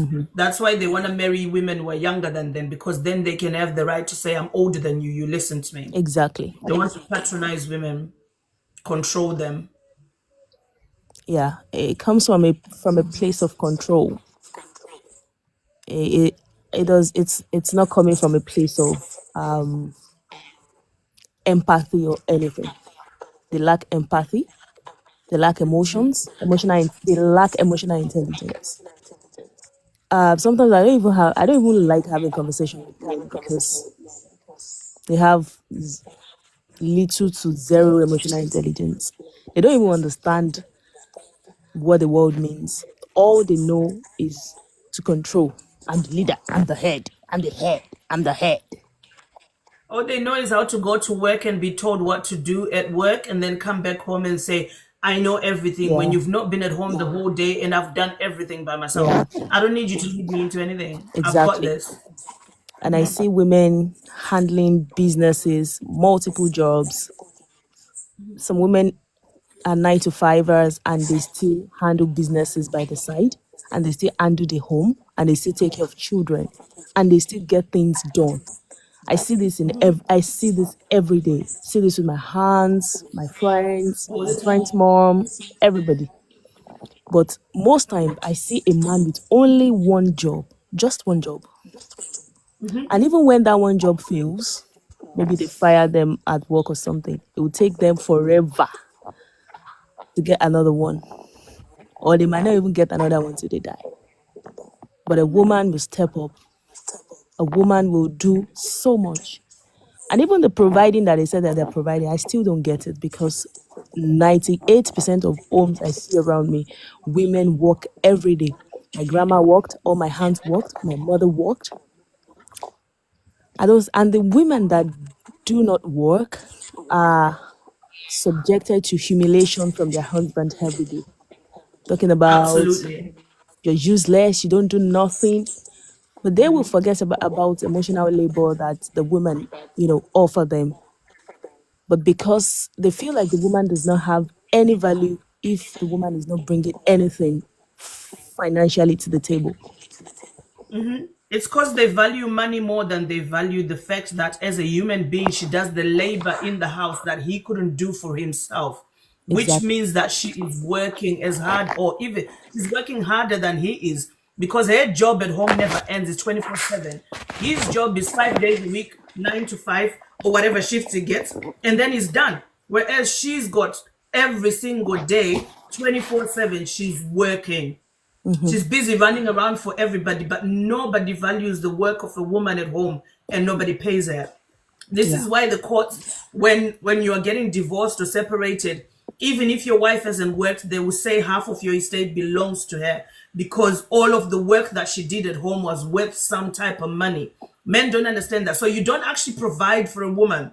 She provides for you even more than you do with your little paycheck, because she gives you private attention in jobs that you couldn't pay a private person to do for you. You couldn't pay a private chef. You couldn't pay a private cleaner. You couldn't pay a private laundry lady. You couldn't pay a private baby making machine. You couldn't pay a private schmex door that you sleep with every single day. You would be broke if you tried to pay all of these different people to do the work that your wife does. But Hmm. because she's your wife, you take it for granted and say, I provide you. With what? A paycheck? I work as well. My energy, my muscles, my mind, everything that I do is worth money. You just don't pay me, and you're supposed to. I think we need to start making a rule. When people are getting married, part of the stipulation of marriage is there's got to be a breakdown of what chores that she's going to do, and she's going to have to get paid. If she doesn't go to work, she's going to have to get paid. Or even if she goes to work, if she does most of the chores, she's going to have to get paid by her husband for all those jobs. If he doesn't want to pay her, he better pick up all them chores as much as she does. Hmm. Yeah. And another thing I noticed is when a woman does the work, if a woman is a breadwinner, goes to work, brings money home, they still want that same woman that works and brings money home to still submit. Yeah. Meanwhile, when they are the one bringing the money home, when they are the main provider of the home, they don't want to do any other thing. They don't even attend their children PTA. They don't want to involve in anything. All they say day and night is, but I'm providing, but I'm feeding you, but I'm doing my responsibilities. But is it the double standards that I'm talking about here? When it is the woman that is doing the work, most of the work, they still want that woman to submit. They still want that woman to come back from work at night, in the evening, and still make dinner, and still put the children to bed, and still get everything done in the house. And if the woman refuse or rebel against them and says, but I bring money into this house too, we need to share these chores 50-50. You need to start doing something, you need to start helping me. They start saying that the woman is proud. They're saying that, so because you work now, you want to turn me into a simp. You want me to be It's good a to the double children. standard. because you're It's a working now, double because standard. because you're bringing money now. So think, and I saw a comment, Kepanchi, I think you are the one that needs the healing the most, because only a wounded human, a wounded man, a man with a self-esteem issue, a broken person, broken-minded person would want another human being to submit to them, would want to control another human.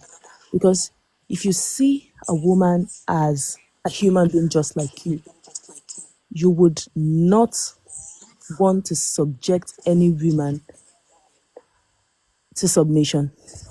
But because you don't see women as human, you see them as lesser beings than you want to feel good, you want to feel higher by being in control. So mentally and psychologically, Kepanchi, you are the one that needs the healing the most. You are the one that needs to be checked mentally the most here. Because, I mean, this man, there's only one question that I asked married women around me when they are moving mad and think that they're special or something. I just ask them a very deep question, and it's just one question. I will just ask them, look around you. What is it that you are doing? Like what is that special thing apart from, let's say, sex? And that can be gotten anywhere. Sex is the cheapest thing. Or the children that Especially for you a raise. woman. Exactly. And the fact that the children or the child that you have together, remove children from it and remove sex from it. What is that thing that a man is doing for you that you cannot do for yourself? I don't want just a shallow response. Critical thinking. What is that thing that a man is doing for you that you cannot do for yourself? And when they think about it, and they will see that there's absolutely nothing. Because And they're I say, indoctrinated into believing they need to be exactly. beneath a man. So I say, there lies your answer. I'm not against marriage at all. I'm not against a heterosexual relationship or anything. But what I'm against is one human trying to feel superior over another human. I still don't get that. I'm married myself. I'm a married man, but I and my husband never discussed about leadership or nothing. There's no leaders in our marriage. We work side by side. We're partners. Somebody's strength is another person's weakness. Absolutely, Whereas yeah. somebody's weakness is another person's strength. We pick up, we pick each other's up where we're falling or where we're failing. And there is no, oh, I'm the leader. Oh, I'm the provider. Oh, I'm the this one. Oh, I'm the that one. No. We just do things. We just do our thing and just relax. And sometimes when I even want to tease my husband, and I will say, can you do this thing for me? Say, why?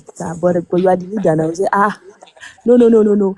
When have I ever told you that I'm your leader? Please, I'm not any. I'm not a leader. I just want, I just want to enjoy life. I'm not a leader. So I don't know, because I don't know why men are so obsessed about leading and controlling women. I just don't understand it. Absolutely. Thank you. Let me see if I can bring somebody else up. All Thank you right. so much for that. Yeah, Thank you. Somebody said sometimes leadership can be healthy. Healthy for who? The only people who want to hold on to leadership are the people who benefit from it.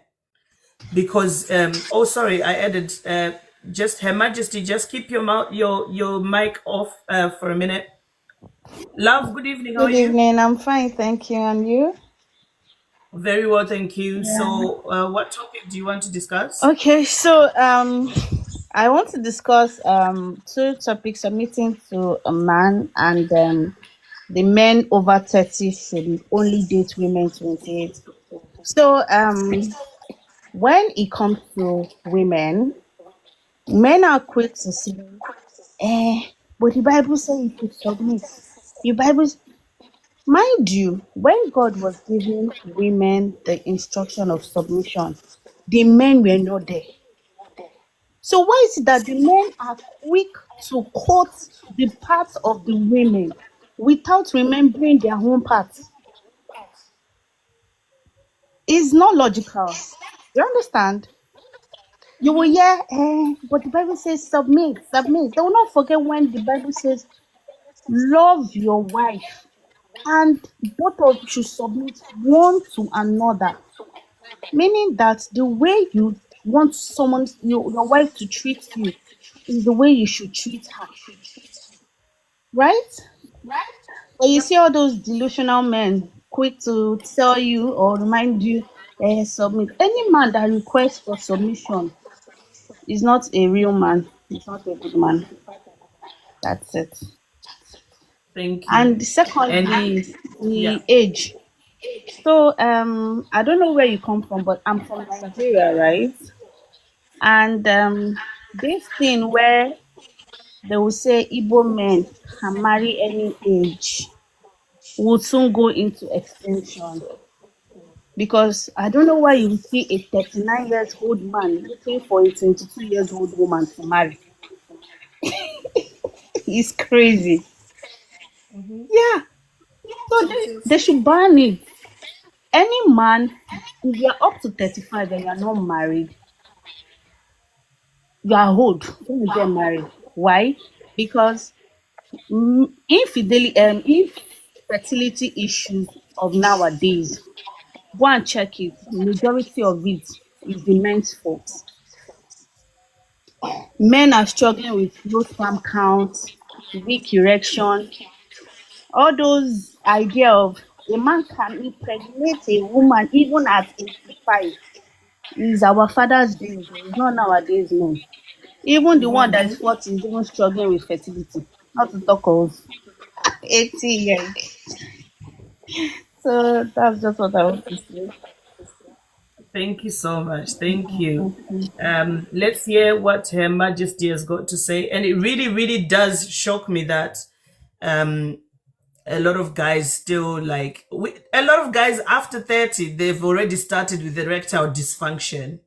And you want a younger girl who's still got energy, who still wants to enjoy schmecks. You want to destroy her whole ideology of how schmecks can be exciting by putting your limp dick in there. Please, just go be with your age mates so you can disappoint each other well. Her Majesty, good evening. How are you? Good evening. I'm doing great. How's it going? Fabulous. Very well, thank you. Glad to hear that. I would like to address the submitting to a man is a humiliation ritual. Can I also agree, or it's only if I disagree? No, you can agree. It's fine. Yeah, I 100% agree. Actually, with everything on the screen. The second one, I just wanted to highlight it more. And then I would like to ask a question about the over 30 men and blah, blah, blah. But submitting to a man, 100%. I saw a video recently about a lady taking a picture, like engagement picture or wedding picture. And they said that the woman cannot sit down while the man is standing. And they said, yeah, this is the law. This is sacrilege. This is a tradition. But the men are quick to always say things are tradition, but they are not quick to question, to say why are they tradition? Because in 500 years ago or so, we African people, we were slaves, and that was tradition in America, in the UK. So something being traditional does not mean that this is true and this is right and this is how it's supposed to be. And I hear and I see people, men, especially in Nigeria and Africa, they are still backwards and they need to come to the present, not the past. Because they fantasize and they reminisce on the old times with their grandpa and their grandma, but their grandma did not have any choice. They were either sold or they felt like they're going to be expired. Keyword. So yeah, and then the men over 30 should only date women 28 or older. I agree with you, but I wanted to ask how we can stop. Oh, actually, it wasn't men over 30 because I was waiting for a long time. It is actually not sleeping with emotional, unavailable men. So I wanted to ask about how we can make some filter. You know, like there's another lady on TikTok that says that there's a 3-month rule. You know, no heavy petting, no kissing, no schmacks, no nothing. So if you have any tips to follow through and to filter emotional unavailable, because everyone has a front that they keep. You never really know someone's true nature until something happens and it drops. Yeah. You never really know someone's true nature until they get what they were looking for. So for me, even if you wait 3 months, if they were lying and pretending they were a wolf in sheep's clothing, you're still gonna be met with like nonsense. What you've got to do is watch the red flags, how somebody presents themselves to you, to their family, how they speak about their relationship with their family, their friends, how they behave. Even as simple as if you go out to eat, watch how they behave with the food servers. Do they treat them like human beings? Do they treat them like dogs? How do they communicate? Emotional intelligence is shown a lot by the way you communicate and the way you react to the world around you. So sometimes, and this is a little bit unhealthy, but it is something helpful. Sometimes you can do an emotional test on a person to see how they're going to react. Annoy them slightly. Annoy them. Do something out of character or something they don't want you to do and see how they react and behave towards you. Then it will give you a little bit of an inclination of where they stand emotionally. If you ask a person, so are you emotionally balanced? They're gonna lie. They're gonna say, oh yeah, I do all this, I do all that. And it would be nice if a lot of men would go to therapy actually before they get into a relationship. Go to therapy first before you go into a relationship. Come with your certificate from your therapist saying, I have taught him how to watch his emotions and how to control his emotions and how to understand other people's emotions and how not to belittle other people's emotions. But just watch how the person behaves around you and with other people, even with a little thing as pets. I remember last year when I had the police in my house and I was making a complaint about somebody. They were asking me about the way the person had treated, because I've got pets, I've got 2 cats and a dog. They asked me this simple question like, have you ever seen them kick or push or be nasty to any of the pets? And I was like, oh, I've never really thought of that. Why would you ask that? And they said, oh yeah, people who have a tendency of DV or of any form of mental abuse, like any form of abuse, they are not kind to pets. Whereas pets are like some of the kindest things you could ever spend time with. They're so loving. They hold no grudge against you. They just want cuddles and time with you and to give you attention and love. If a person is going to treat something so innocent badly, then you will know that they're a bad person naturally. They're never going to be good to you. And another thing a lot of women do wrong is you will get with a guy, you will hear about his past relationships with other women, and maybe one day, personally, I would say, like, listen, if I find who your ex is, I will ask her, so tell me, how was this person? Because I want to hear from another woman. Was this a safe person or a bad person? And let me tell you something. Us women, we have a tendency of when another girl tells us, oh, this guy you are dating, watch out, he's done this, he's done this, he's done. We have a tendency of like, oh, no, but he's never shown that to me. He's going to be better with me. Once you hear about somebody's bad character, don't involve yourself and think you are God's gift to him who's going to make him better. Most adults don't learn new tricks. They don't learn new behaviors. They just perpetuate the same behaviors. They leave the old relationship because that last person sussed them out and didn't put up with it. And they go and find somebody else who's innocent, who doesn't know that they're a bad person. So you have to be really watchful of somebody's behavior towards you in their past relationships, with their family, with their friends, with pets around you, with people outside of your household. When you're out and about, if a stranger approaches you and says, excuse me, do you have the time? Watch how your man reacts. If you're out and about and and an old lady falls, watch how your man reacts. It's tiny little things that will show you red flags of lack of emotional availability and lack of emotional intelligence. So if you look at a basic woman is kind, she's nice, she's accommodating, she listens, that's just basic human nature, and women do it on autopilot.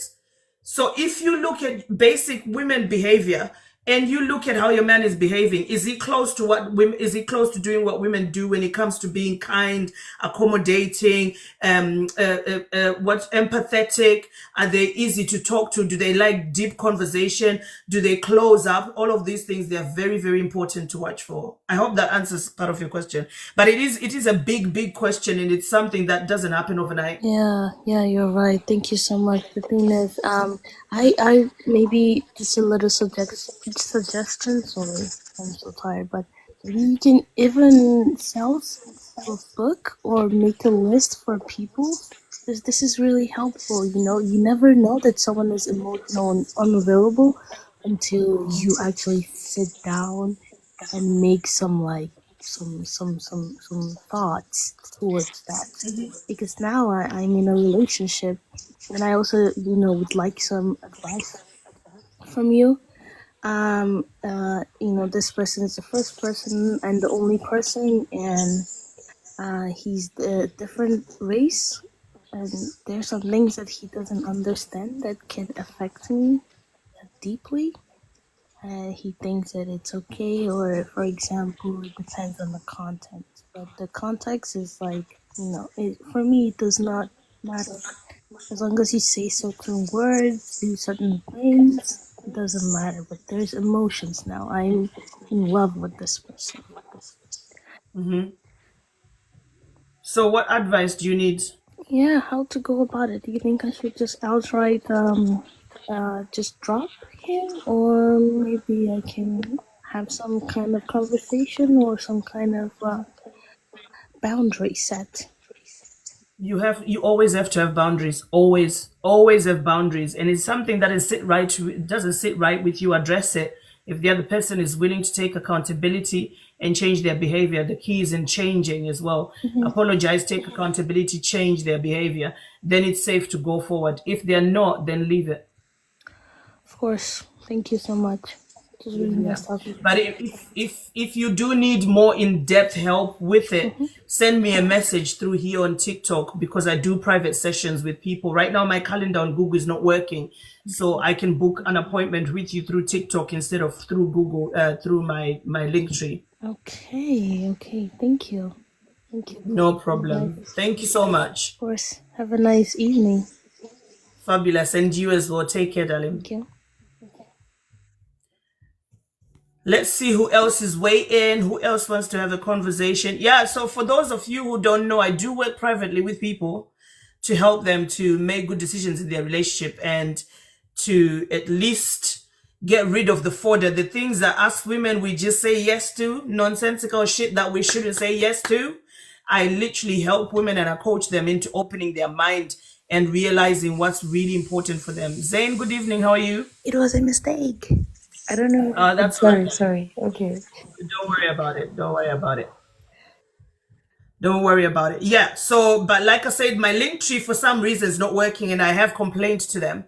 So if anybody needs some personal private help, obviously it's not free, because I need you to take yourself seriously so you can have the future that you are looking for. Okay. So send me a message in my DMs, and then I'll give you my WhatsApp number, and then we can talk. And we can get you on the right path to having healthy relationships, because that's what's important. We can't carry on in the world living a life where the same things that has happened to our aunties, our uncles, our mothers, we're just perpetuating it, just regurgitating it and allowing it to carry on. We can't carry on doing that. We've got to get to a point of saying enough is enough. Women need to be happy too. We are not sacrificial lambs. We're not here to be taken advantage of and to be used and to be just not taken seriously. If men want to be taken seriously, we want to be taken seriously too. And that's very, very important. If a man wants to be respected, we want to be respected too. If a man wants to be listened to, we want to be listened to too.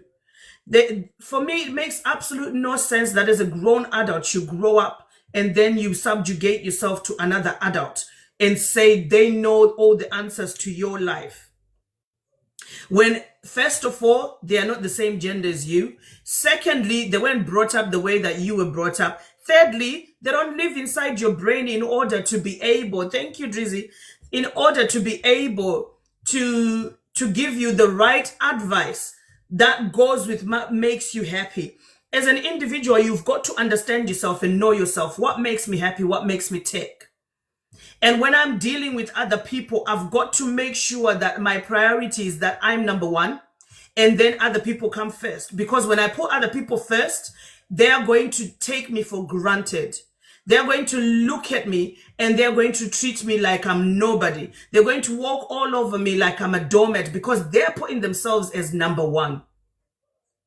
So you've got to put yourself first. Put yourself first and then love yourself more than you want another person to love you. Because the minute you know how to love yourself, you are going to show that and model that to the person you are spending time with and say, listen, these are my boundaries and these are my standards and this is how you love me and this is what I accept and this is what I don't accept. If they're a good person, they'll follow your lead and love you the way you want to be loved. And even some people will add more onto that. If they're not a good person, they'll tell you your standards are too high. Your standards are too high. Your boundaries are just, yeah, well, if you don't feel lucky to be with me, then go be lonely and single. And they'll shame you for having boundaries because they'll think that your only value to living in life is somebody holding your hands and walking with you and saying, she's my girlfriend, she's my wife, she's my fiance. That's not the value of life. That's not the value of life, because at the end of the day, when we all hit that casket, when we're 6 feet under, we don't take our partner with us. The value of life is not how many people asked me out and how many dates did I have and who loved me more and who chose me out of a group of people and made me their wife. You're already devaluing yourself if you see the quality of your life is only enhanced by spending time with somebody else who says, oh, you are good enough. You are supposed to be good enough first before spending time with another person. You're supposed to be amazing first before spending time with another person. You are supposed to be full of joy and happiness before another person comes and tries to put those things in you. Now, if you take yourself out of your single life and then you get engaged and get married, and now a man starts saying, I am your leader, you follow what I say. I am here to show you how to live life. Excuse me, say, I was already living my life before you married me. I was already enjoying my life before you married me. Being married to somebody else does not enhance your happiness. It doesn't amplify your way of life. It doesn't make you any better of a person. More than half the time for women, being married turns you dumb. Because now you are expected to dress a certain way. Now you are expected to present yourself a certain way. Now you are expected to speak quietly so that your husband doesn't feel nagged and irritated and doesn't end up putting you in danger. Now you are expected to open your legs as and when he needs and when he wants, not according to how you're feeling and how your body feels wants. Now you are expected to get up in the middle of the night and go make somebody a sandwich. Somebody actually came up onto the platform and said, so if you're saying that I'm not a leader, but if I protect you, can I ask you to make me a sandwich at 3 in the morning? Like, how many times, sir, are you waking at 3 in the morning to protect this woman? Never. You fall asleep and you snore.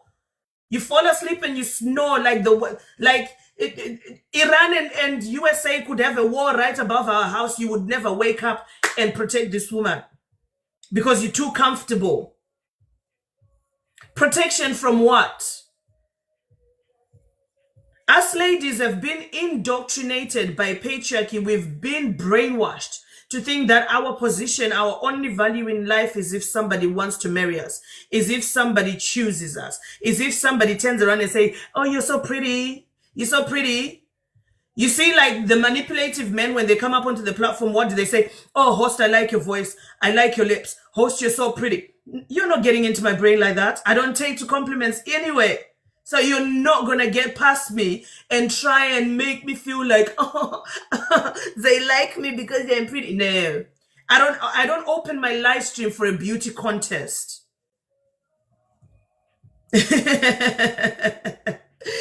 I don't open my live stream for a beauty contest.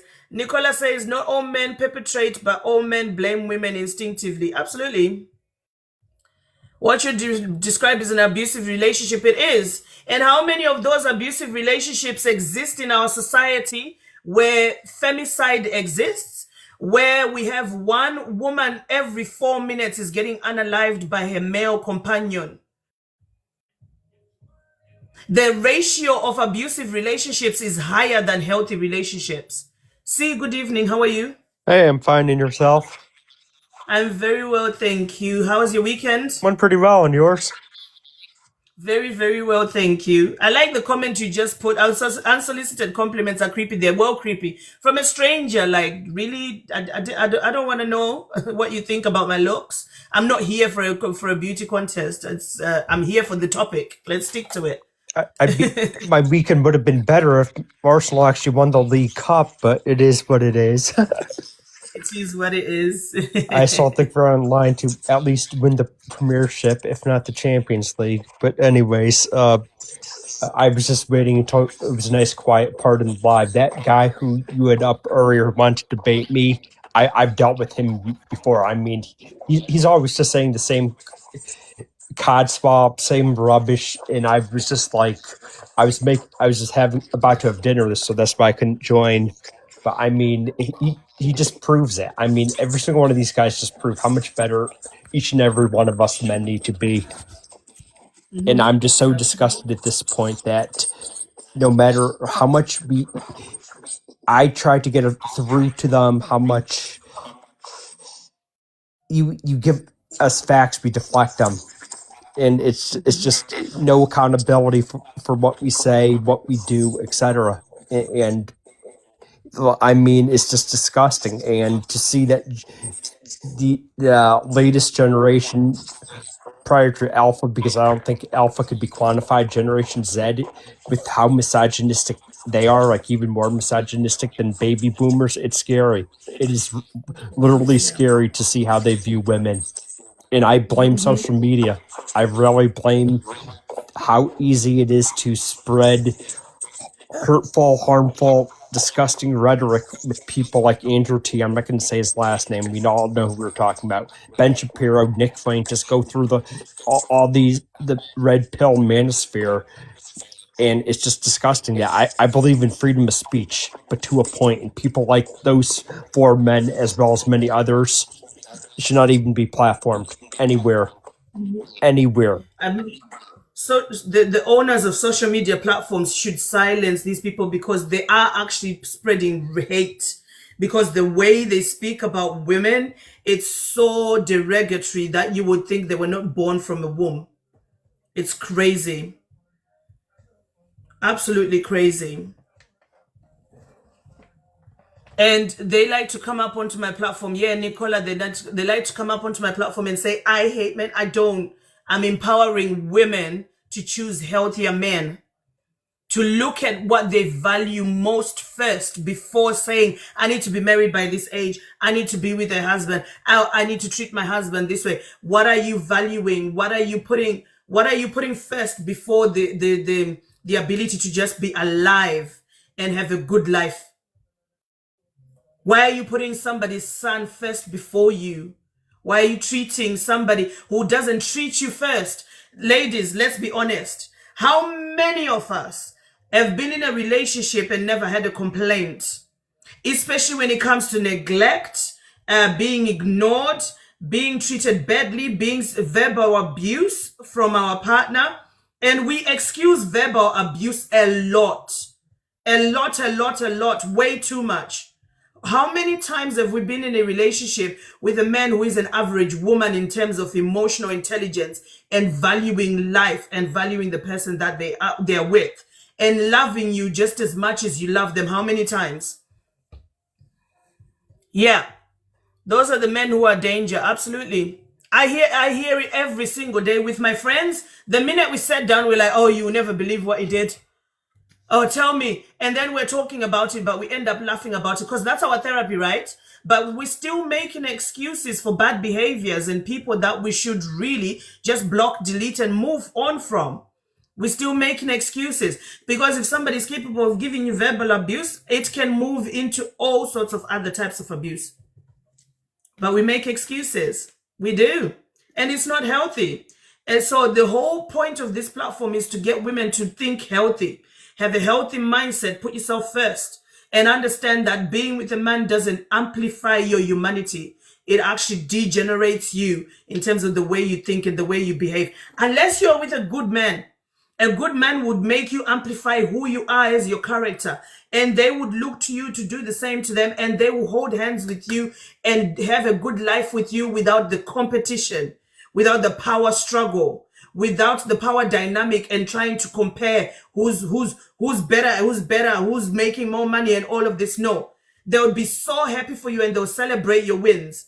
They'll want you to live your dreams and your goals. If your dream is to be an athlete, to carry on going back to the gym after you have children, to carry on to be a heavyweight lifting champion, to try for the Olympics in shooting or aerobics, whatever your dream is.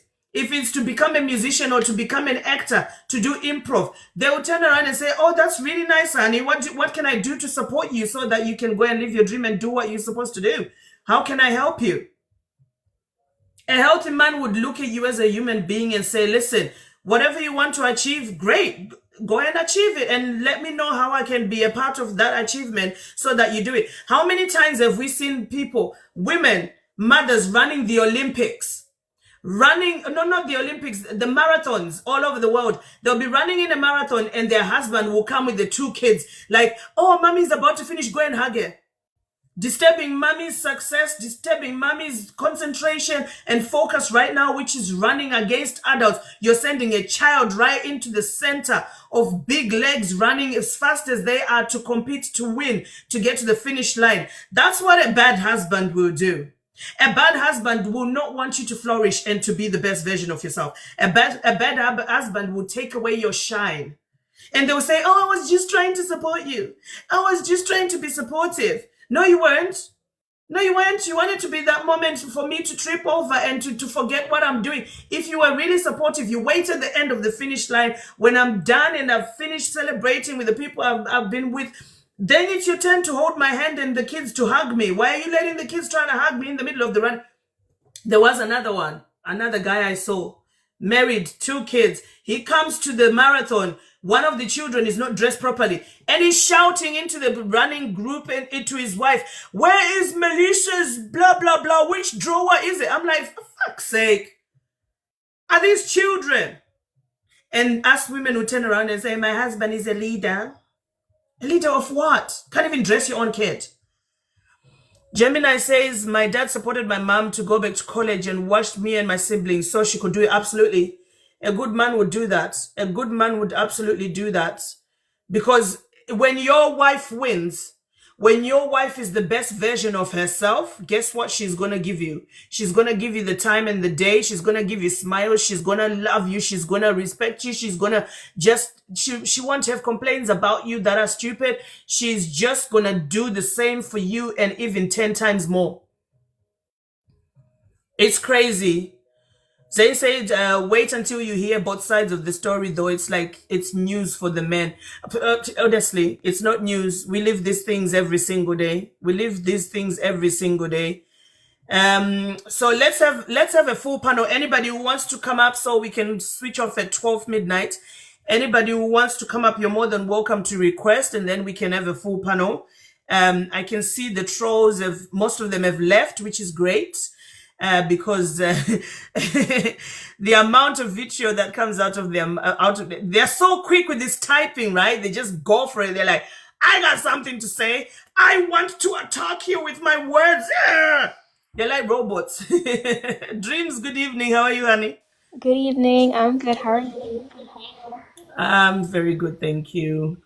Bruh, some people today was just so annoying. Like, I really cannot. There was someone in the comments, the guy that was like, it's high-key time that we start flogging y'all. In his bio, he had words inspire peace, humanity. Like, you're talking about flogging 50% of the population. You talk about peace and love. The duplicity, the duplicitousness of it is just crazy. It's So ironic. Dreams and I were really, going back and forth saying how ironic it was. it's so funny, honestly. Every day I watch these live, it shocks me even more that as a society we said men are superior to women and they should lead them. Like every time, I feel like my frontal cortex is developing every live.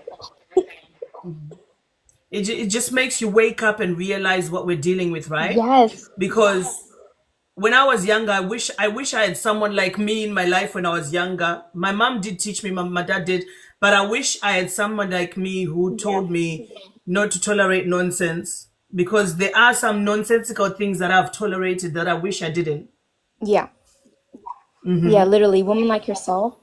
Honestly, you're helping the whole generation of women. Like seriously, me and my friends talk about stuff like this, and we're like, if we did not have social media, we would not know. We'd be like a deer in headlights, and a man will say, "I'm gonna lead you," and then we'd start running. Like, Absolutely. yeah, Absolutely. it's not. And the the sheer amount of men who take offense. Like the guy who was on before saying, "Oh, why do you hate men?" Where did I say I hate Yeah, men? literally, literally. And it goes back to this idea of ownership, I think, because when a woman says they don't want to get married or they don't want to be led by a man, it's almost like, what do you mean? Like, I own you, like, you're supposed to listen to me. And it's such a shock It's to the system. yeah. It's like you're taking away my favorite toy. Why Yeah. would you take my favorite toy away and keep it to yourself? Let me play with you. Mm-hmm.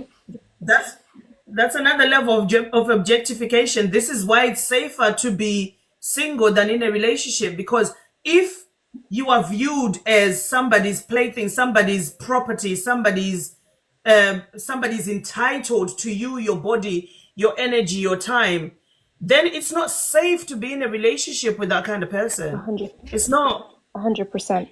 And even there was a lady in the comments earlier in the beginning, and she was talking about why do you think women are equal to men? Men are superior.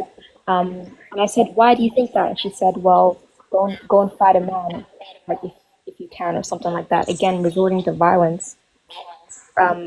So It's just so sad to see. that's the level of superiority, not wisdom, not the ability to create a better world. Literally, Violence, the thing that destroys life, the thing that destroys relationships, the thing that destroys somebody's soul, is what you are hailing men and saying they're superior about. exactly. The indoctrination runs deep, and this is why I always champion. Like, I think an idealistic society or an ideal society would be not just women, but specifically mothers in power, because they understand like the grit that it takes to even bring a life into this world. I think they really understand life in a completely different depth that we, as people who don't have children, don't understand. Because the leaders that we have now disregard life. They just wage war like it's nothing. It's just numbers on a screen. And like each person who's like unalive, right, has a whole life ahead of them. But to them, it's just like, oh, 100 people died. It's fine. It's crazy work. It's really, really crazy. It's really, really crazy. It's like the craziest time we had that pick me on the platform and she was like, "Oh yeah, women should be submissive." Oh, and then she goes, "Oh, there is a high number of abuse in those relationships, but that's what you should." I'm like, "So you're Literally, selling women off to be abused? Are you mad?" it's crazy. Like, you don't have to live like this. Like, I was hitting my head in that day when I remember that live, and I remember thinking to myself, "Yep, this is why I don't when I host lives I cannot platform pick me because I just affirm and reinforce everything that red pill red flag men say." yeah, I did at first. I didn't understand like the not platforming them because I was like, they need to learn, but it actually is harmful. Like, and it's sad to see. I don't want to see that. I don't want to see a woman thinking that she's inferior just because of the gender that she was born in. It's sad. It's absolutely sad considering that she's still gonna do more work. Even when she's pregnant, she's gonna do way more work in order to sustain those who claim to be superior to her. Like, can you just value yourself? Can you Literally, like, please? stand up, girl. Like, and I think a lot of women realize it quite later on, which is why the divorces are so high after, because something clicks in them and they're like, I want to do this. Like, I shouldn't have to be in this situation. But it's good that it's happening at a younger age so that people can like know the red flags and what's looking out for and stuff like that. For people that want to be in relationships anyway. Lauren, are you there? Unmute yourself, say hi. Yes, hi everyone. I agree with your platform, because I'm 26, so I still have some time, but when I was younger, I was like a pick me, and it was because I dated a guy that kind of like brainwashed me to believe that I needed to be a pick me.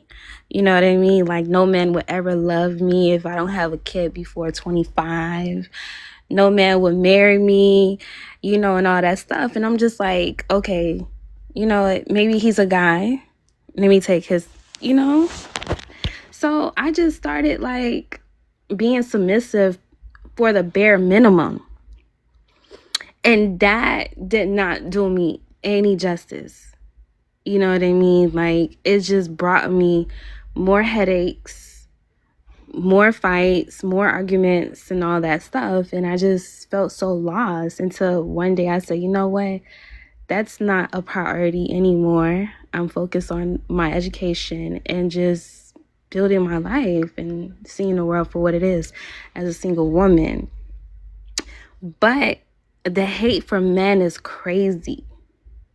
The disrespect for men, like, I'll tell a man, like, I don't need you. And, like, men will literally put my life in danger because of the fact that I'll say, like, I don't need a man to live. You feel me? Like, they'll think, like, I'm the enemy. But I'm just like, some men don't really provide a sacred space for a woman to be submissive.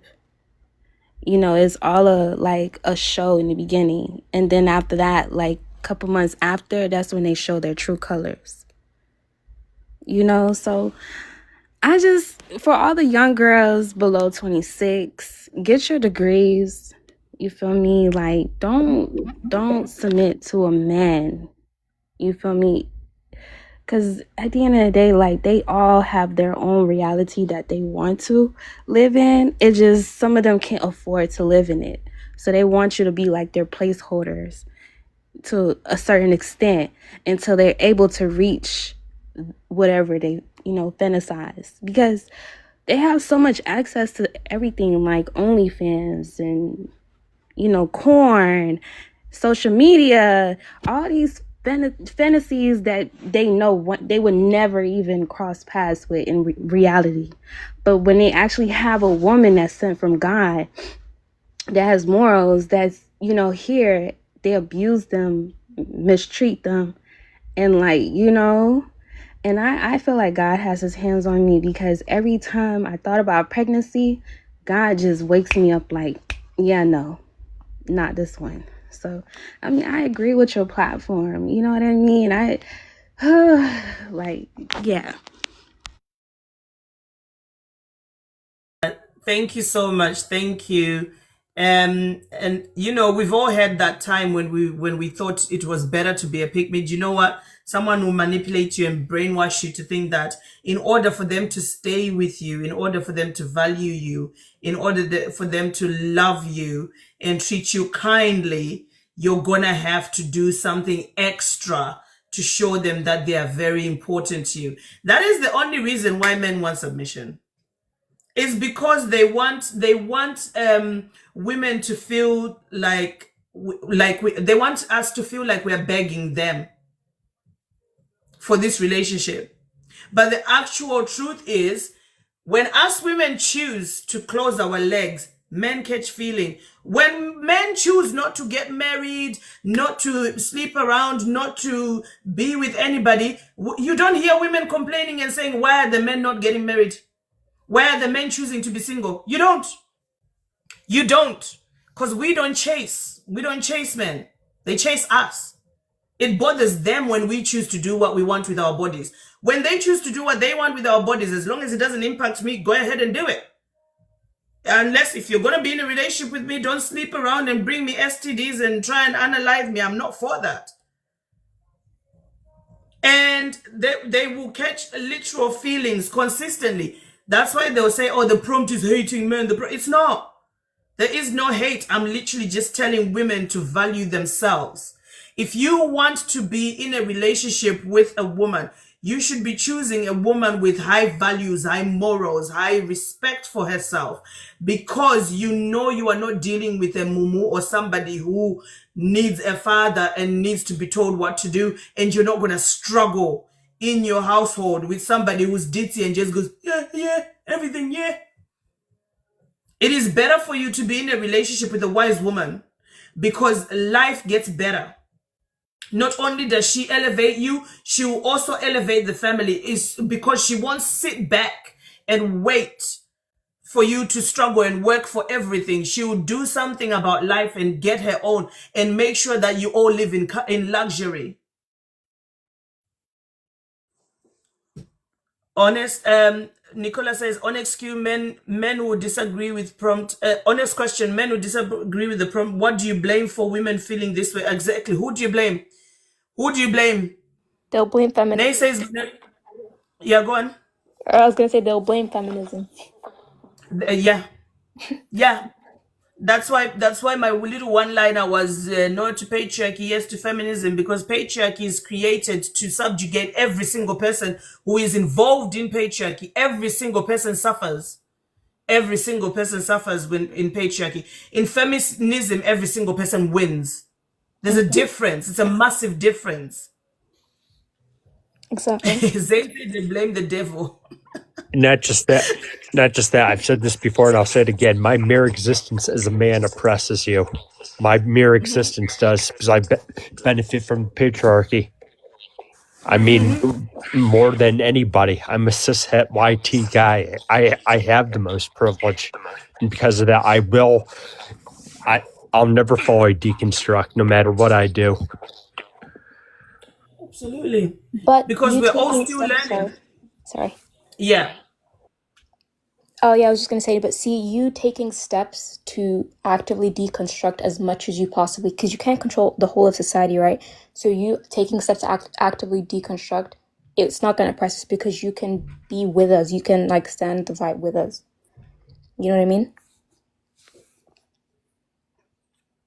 Absolutely. It's the same thing I was saying for myself, that as much as I understand misogyny, I still have to catch myself some of the things that have been indoctrinated into my brain, and watch how I speak about other women, because there's still part of that misogyny coming through, and I'm a woman. But we've all been brainwashed into believing that that's how we should operate in society. All of us. Like even mothers who tell their daughters to, that, I don't know, that a man should lead or something. That's still indoctrination as well. Yeah. But do you believe that this is like a generational curse that is like constantly like happening, where, they try to like get us to go against each other, so that, because they understand how advanced we are, as melanin people. So instead of us coming together, we go against each other. I mean, is there a way where, I don't know, like, I just want to know. Are you talking about like feminism, or do you mean like which, like, what is it that's specifically like causing the divide? I don't think feminism is, but men blame it. You feel me? Yeah. And I personally feel like it's the betterment for a lot of females, because, single by choice and all that stuff, like beating teenager pregnancy and not having to go through a lot of things that other females go through, even with just being in a relationship. But do you also see that there is a positive aspect on that as well too? Of what? Like, because sometimes it feels like we're like pushing them away, but is there like a healthier approach instead of just like, I don't know. This is the healthy approach. Let me tell you something. Like, for instance, when Black people were enslaved or colonized, there was no healthy way of making it easier for the YT people to understand, shit, no, I'm not taking it no more. They had to go hard. They had to absolutely stand up for themselves and say, no, what you're doing is completely unfair and it doesn't work, and I don't want to live in a society like that with you. You're either going to be nice to me, or it's not happening. We're just going to end up rioting and causing problems all over everywhere. Thank you, dark skinned lady. Thank you. So for me, this is why I've decided now I'm not gonna mollycoddle no man. I'm not gonna sugarcoat nothing. I'm not gonna be softy about it. I'm just gonna be very direct, very to the point. Just don't take no more shit no more, because the problem is a lot of guys want to be treated like little boys. But then they claim leadership. They want us to mother them, but then they claim that they're our leaders, that they know the answer to everything, that they are more logical. They claim that they are more emotionally whatever, which is all a fallacy. It's a lie. It is. But if the more we treat them and handle them with cotton wool as if they're going to break like a piece of a light bulb, they're just going to carry on doing worse and worse and worse, because they are making excuses in their mindset subconsciously. They're like, oh well, if you're not telling me off that much, then it must not be that bad. You must be enjoying part of it. And they will say that. Some of them have come up on the prompt and say, well, women like men who are this, women like, but which is not true. They want to convince themselves that this is what women like, and we will show them the evidence, and we will tell them why this is a problem, and they will still carry on with trying to convince themselves that it's okay for them to carry on behaving like Neanderthals in society. Oh yeah, I was just gonna respond, like, add to your point, for what Lauren asked, but she went. But I was just gonna say, like, unfortunately, because of the hundreds of years of women kind of being subjugated to being oppressed by men, and they've been passive, you know, they've been quiet, and unfortunately nothing has changed. If we look back, for example, in the civil rights movement, like you were saying, Shar, Rosa Parks, for refusing to get up from her seat, for example, caused boycott of the Montgomery bus, and it lasted around 400 days, right? They boycotted it. And then afterwards, the case Browder versus Gale then allowed it for it to be unconstitutional to allow for segregation of buses. So sometimes you have to have like a radical approach for things to change. No oppressed person in the history of the world has like got out of oppression by just being quiet or silent or passive. Especially when women are being victims in the case, they shouldn't be expected to continue to be victims. Yeah, absolutely. Absolutely. Because remember, the oppressor always has to use manipulative tricks to get you to think that it's okay for you to stay where you are, so that you don't challenge. So further asking the oppressed to be kind about their approach in order to get the oppression off is another manipulative tactic. It's actually similar to, sorry. Yeah, go on. I was going to say, it's kind of similar to, I don't know if you've seen the discourse online recently about this one lady. She was talking about like Black women's hair, kind of women hiding their hair, or et cetera, et cetera. And a lot of people were kind of triggered by her tone, and kind of saying that Black women should, you know, be free, should show their natural hair more often. And she got a lot of backlash because of her tone. And I think sometimes the tone is kind of needed.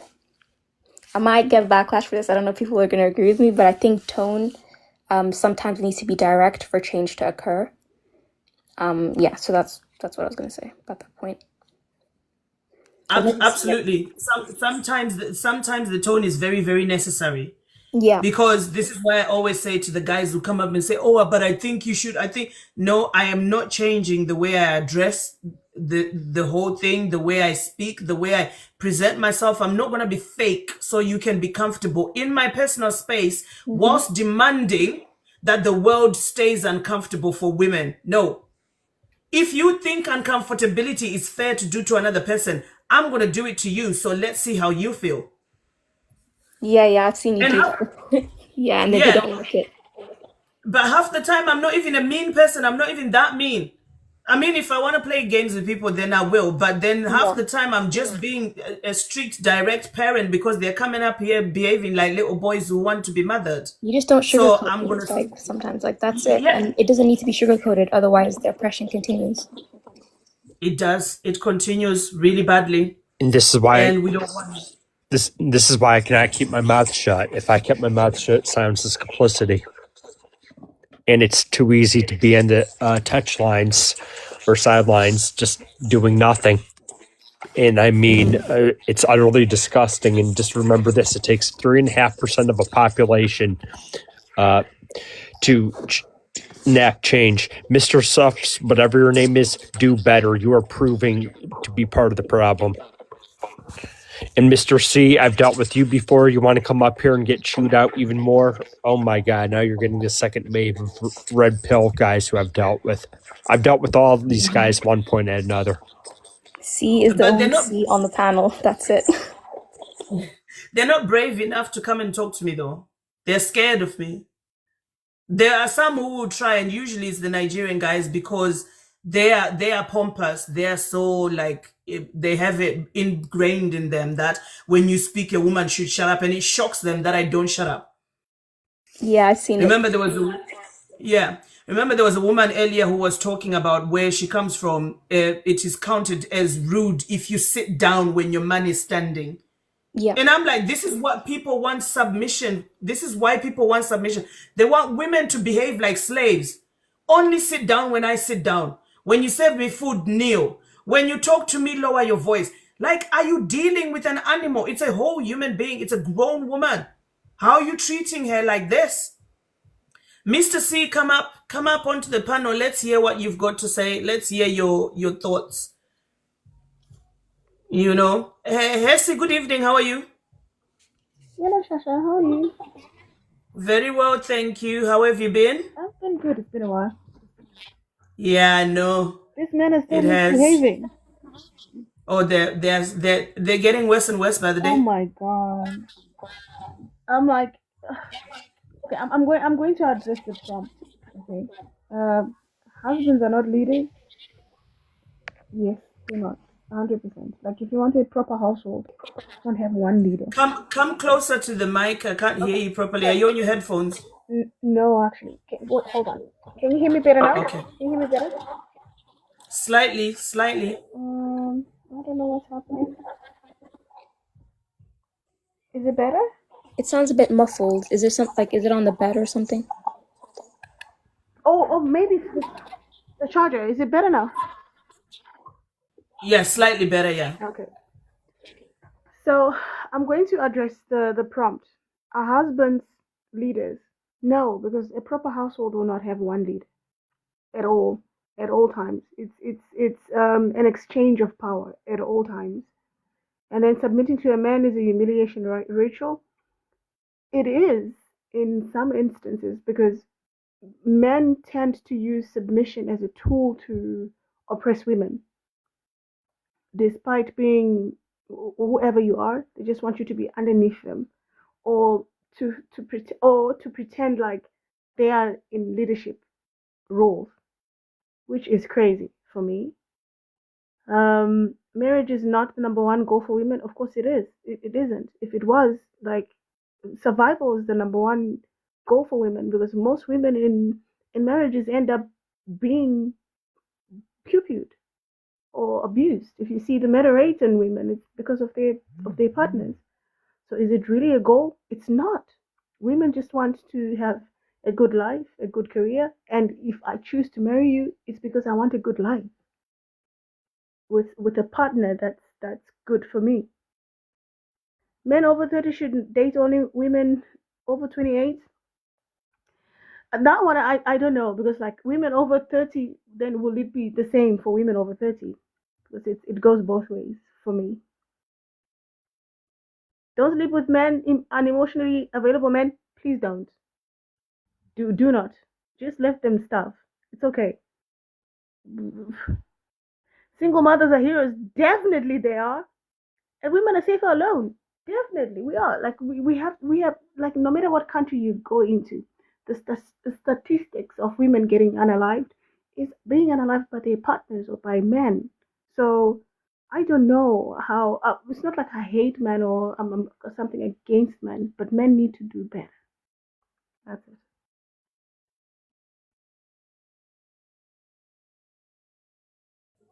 Absolutely. Mr. C, you are here. Unmute yourself. Say hello.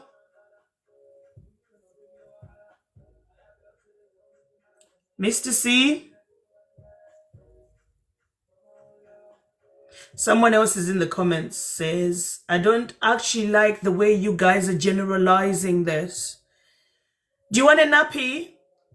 Do you want a pacifier so you can feel better about it? Mr. C, are you there? Guys, if you really have something to say about the prompt, come up onto the panel. Mr. C has dropped himself. I didn't touch it. He dropped himself. Prince Chuku, come up onto the panel, Your Highness. Let's hear what you're crying about. Let's see what you want to say. Not a nappy, of course. Like, he come up here to be like scratching his little butt and say, I don't like the way you are talking about me.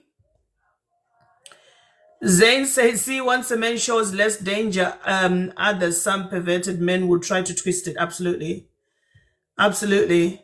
And you know what's funny? We live in a world right now, if a man speaks up against bad behaviors that other men are portraying or showing, they will call him a simp. Like, he's simping for what? He's not a simp, he's just trying to create a better world, something that you should be doing if you claim to be a leader. He's just trying to make the world a better place. It's only simps that think that they can manipulate other people into being in a relationship with them and control them and subjugate them and claim leadership when they're not leading anybody into anything. Most of these people who end up with these leader husbands, ask them what their husbands has achieved for their whole family. Nothing. Took the whole family into a ditch and left them there, and then left them for another woman 20 years later saying, oh, I want somebody younger because you have let yourself go and the children are grown and I want to explore my life.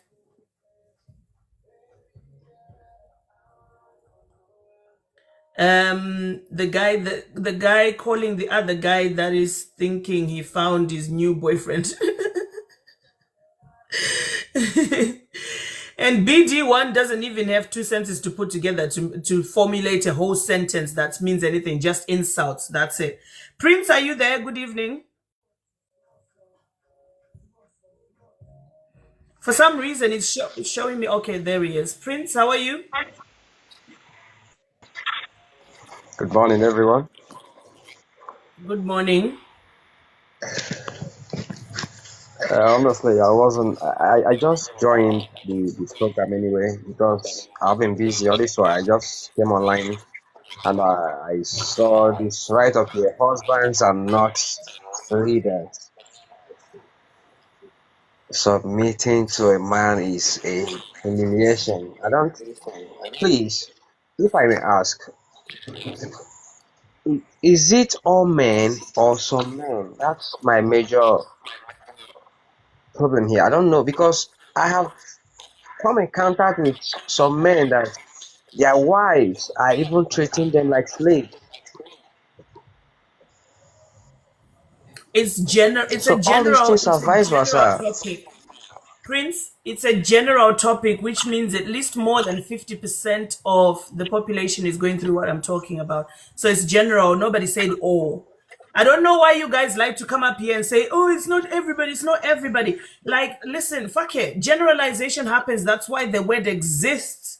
If it wasn't a real thing, if it wasn't true, then we wouldn't do it and we wouldn't mention it and it wouldn't happen. Just get over it.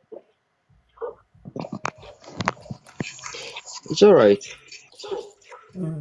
Even though some of us that are not married, sometimes when we are talking about all these husband and wife things, I feel so bad and even afraid of getting myself involved in all this marriage of a thing. That's just the fact. It's all right. Thank you all. That's absolutely fine. Nicola says men saying she's hurt her, implying a man hurt her, but they still claim that all men are leaders. Like, make it make sense. Are they leaders or are they not? If there were leaders, would there be women that are hurt? And FYI, I am not hurt. If I was hurt, I wouldn't look this pretty, honey. I wouldn't have the energy to be sitting here and enjoying myself talking to people. I'd be in bed, depressed, wondering where what I'm gonna do in order to get these feelings off my chest. Prince, did you have anything else to add? So, did you have any topic that you wanted to discuss on all the topics that are here? Oh, he left. All right. Okay. He said, I've never been married and I'm scared of getting married when I hear these topics. I think you should be very scared. You should be very scared of getting married unless your intentions are good, then there's nothing to be afraid of. If you're a good person and your intentions are good and you're not going to treat somebody like they're a slave to you, then you are going to have a good marriage and life's going to be good. It's all about just knowing what your strengths are and what your weaknesses are and working with that. Right, we've got 7 minutes. I want to try and be a good person and finish at 12 this Today you week. need to finish. You need to finish it before 12, right? I've been downloading, all the videos from my live stream to put them on YouTube, and I've just been uploading them on YouTube. Some of these things are 8 hours long. Can you imagine? Oh my goodness. Yes, I see. Sometimes they go really late. And I don't even notice because I'm having a good time. That's why. I rush home from work every day so I can join you. Oh, that's good. That's good to know. See, that's really good. That makes my heart. That makes me happy. Yeah, but guys, I've started putting all. So if you wanted to see replays, I'm not very good at editing videos and going back and finding clips and making shorts and all of that. I wish I was. I'm the laziest person I've ever met, so I don't do shit like that. But yeah, if somebody is good at stuff like that, maybe they might help me and do it for me. But I think I will get to it. I think I will. Yeah, and honestly, like if I'm on live and like a crazy person comes, I'll mark the time. So when you're going through the clips, you can kind of go straight to the point of, Yeah, and you have them all recorded, don't they? Do they show on your side? I think usually I get like a notification saying like live replay, so I'll check and see if Yeah. So I think you can take clips and reuse them on your platform if you wanted to as well. You're more than and I'll welcome. post them. Yeah, you're more than welcome to do that. But yeah, anybody else wants to say anything else? BD1 says, we feel for you, though I really do. BD1, we feel for you because you're busy here in the comments, looking for attention. Nothing else better to do. My Like wife. if your life was that good. Go on, Dreams. He said, baby, my wife's happy, life's great, no lie. But you're here arguing with another woman. I know. But he's here. I think he's been here for quite a while as well. Yeah. He's been here for quite a while. And he's here thinking, I've got nothing else better to do. Let me look at this beautiful woman. He said, night shift. Because she's so focus on pretty. your work. Why are you focused on this? Somewhere you don't want to be. Doesn't make any sense. If they didn't want to be here, they wouldn't be here. They like it. Absolutely. Kevin is sending a message. He said, hilarious prompt. Kevin, don't just hide in the comments saying things are hilarious without coming to prove us that I am wrong. Come up here and tell me that I'm wrong. Show me where I'm wrong, how I'm wrong. Show me the evidence. Let's talk about it. And I know a lot of people are like, oh, men should only date women men over 30 should only have women who are over 28. My question is, what is the excitement with getting someone younger? It is not done because of anything healthy. It is usually a mindset of wanting something that they infantilize and sexualize to a point where it's got to be exactly that, so that I can enjoy myself and prove to the world that I still got it. I got a young one.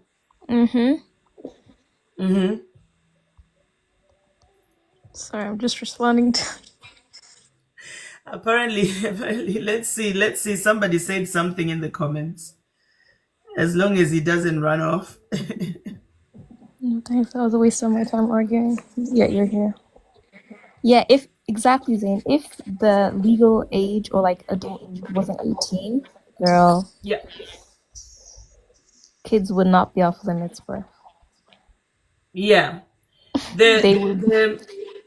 the legal age should be, at least for me, the legal age for relationships should be at least 21, marriage 25. I agree. Because people under 25 are not grown enough to be managing all of these stresses of marriage. I'm not gonna lie, it's just too early for me. I mean, between 18 and 25, you need to explore the world. You need to enjoy life. You need to figure out who you are. Make some decisions, some really important decisions about yourself, where you're going, where you're coming from, what it is that makes you tick. Before you start being made to cook for somebody, before you start being made to clean for somebody. Yeah. Because let's be honest, ladies, most of us, when we're in a relationship, we are busy running around behind a man. Oh, can you get me? Oh, can you just get me? Can you fucking just get me something too? I mean, seriously. Inacia, good evening. Good evening. You know, you're right, but do you hear echo? Oh, Let me remove yeah, the it's okay. earpiece. I'll mute myself. I have. Yeah, Zayn. Yeah, I'll mute myself. No, Go no, on, it's not Inacia, you. go on. It's me. I removed the earpiece. Yeah, so basically, you're right about that age. I remember I was dating from like to 22 years old, yeah, and I was in like serious relationship, and I look back and I think, what for was that? Like, I should have just dated different guys and kind of explore and also explore myself more. I wasn't really trapped in that relationship. I was not married to the guy, and I was feeling quite free. Never cooked for him, never sat beside him, always did my own thing, traveled, and even alone without him. But still, like, almost feel like, why did I give him my time? Like, what for? I didn't ever get anything in return from that guy because he was my age mate, obviously, studying as well. It's like, men should at least pay bills. If you live with a man, he has to cover all the bills. That's the only, like, if you have to do 50-50, you better do it with your girlfriend. At least you have less chance be cheated on, unalived, and turned into a domestic slave, you know? Like, that's way Yeah, better than women, like, submitting and obeying somebody just because of their gender. Like, yeah, and especially Nigerian men. Like, I've been to Life Today again. Oh my God, they so bent onto this wifey material. Or wife should do this, wife should do that, and like she has to get a home training. They're still trying to keep those old traditions where a woman is raised to be man's property. Like, come on. We have to go past this. Then they crash out and they say, we need to take your rights away from you. You are doing too much nowadays. It's so funny to watch men crash out because they're losing it. They don't want to do anything themselves. They don't want to cook themselves. They don't want to clean after themselves. They don't want to do responsibilities for children, but they want to have legacy. They want to have something left, behind them, but doing nothing for that. And that's why they have women. And women should understand, like young women, they should understand men are not marrying you for love. Men are marrying you for convenience. You are the only one who is marrying for love, foolishly. Unless you married a man who is having some sort of how do I say that? Who is established and he contributes to your life greatly, and you benefit from him a lot, and you have housemaids and you have all these opportunities. You can travel because of this man. You can explore yourself, get education, do whatever. Because and even then, do not get carried away because you need to still keep your own. Men can become very possessive and very abusive when they have upper hand over you. when they see that you fully rely on them. That's why, for example, one of my cousins, 20 years ago, it was already, she got married to a millionaire, and he said, "You don't need to work, just stay at home, you can do it." She said, "No, I have education, I want to go and develop myself." And she was very young and smart, so she was working for like very small salary. He said, "That's my daily, you get monthly salary of my daily allowance." Like, what the heck you're doing, woman? She insisted she's gonna continue doing it for herself because she wants to develop her skill, and that's what she was doing. And she became very independent as well, even though she has a husband, and established her own business, traveled the world. And she said, "I'm gonna have only one child." He wanted four. She said, "No, no, no, no, mate. I'm having only one child because I want to live for me. I had this one child. I love him. I don't want any more." Because, yeah, women have to be smart. I see that woman as a good example, and I wish I learned from her on time. Yeah. Yeah, that's really good. And that woman knows her worth. So she, still provide for herself, engage in a partnership, still have autonomy over her body about how many children she wanted, not being influenced by the man just wanting four, because that would mean 4 times the work alone. And she didn't want that. A lot of women are pressured into having more children by men. It's just more labor, and then they get sick of it. Absolutely. Zayn said something funny in the comments. Where is that comment now? She said, let me find it. Why do men catch feelings over women wanting to explore their bodies? And then she said, wait, there was an answer she gave. It says, scared she'll realize he's over 30 and still can't find a simple clit.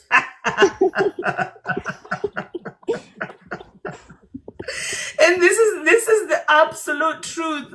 A lot of guys want to be called leaders, but when you ask them to deal with the anatomy of a woman, they're still like, "Oh, did I do it right?" No, you didn't, bitch. You didn't. Even Let if me they teach you. Let me find try it, and teach you. they don't know how to deal with it. They find it, and then they do wrong, they don't even explore. They should go and learn how to stimulate things. Why should I tell you? Like, we are not asking them how we do things. We're just doing it. It's because you don't care to learn. Otherwise, you would go and do research and They ask annoy people me. about it, right? Annoy me. These men just get on my nerves. It's Really, just for real. you only care about their side.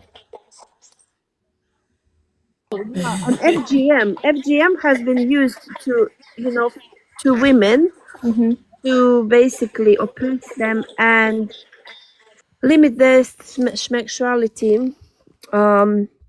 Women were looked at as objects and as, property and furniture. That's why it was even possible to create such a practice, which is barbaric and unbelievable and still happening, which is weird. Like, I can't understand. It would be equal to cutting the pee off the man, because clitoris is, click is a analogy of a male, organ. It's just buried inside, and the only tip comes out. Basically, it's the same organ as a man has, but differently buried inside here, and they're cutting it out. So that means they're literally removing our pleasure organ, and it would be us going for these men and chopping their things off. Like, it's the same thing. Like, I feel like we have to start taking revenge on any man who ever participated in such practice. They have to experience the same thing, because otherwise they never learn. And learn So through pain. apparently the clit has got a lot of nerve endings. I can't remember per se if it's more than what the Willy Wonka does. But taking it off takes away the opportunity for a woman to reach orgasm, which is just barbaric. It's crazy. It's trying to brainwash women that they don't need an or And they will literally turn around and say, what do you need an oil for? You don't produce anything when you orgasm. It's for men because they produce sperm. You see, ladies, when you sign up to submissiveness, this is what you're signing up to be told that you are not allowed to enjoy life. You are not allowed to experience ecstasy ever. That's crazy to me because I am still a human being. I still have a brain, a heart, feelings, all of these things. How are you now taking away my ability to enjoy life as much as you do? It's crazy. It's crazy. It's literally Over disgusting. 8,000 nerves all around that area. Imagine. It's really Go disgusting. on. And the It fact is, that yeah. it happens in so many countries as well, like you would think it's just a localized practice, maybe in one country. Africa, Yeah. Asia, even some countries here in the West do it. And obviously some people will hear the term FGM and be like, "Oh, that's crazy." No, no. But there was a discourse recently online where I don't know if you guys know them, but they're two podcasters, male podcasters, and they were discussing when a woman says, "Oh, like you're the right size for me," when they're referring to the man's, you know.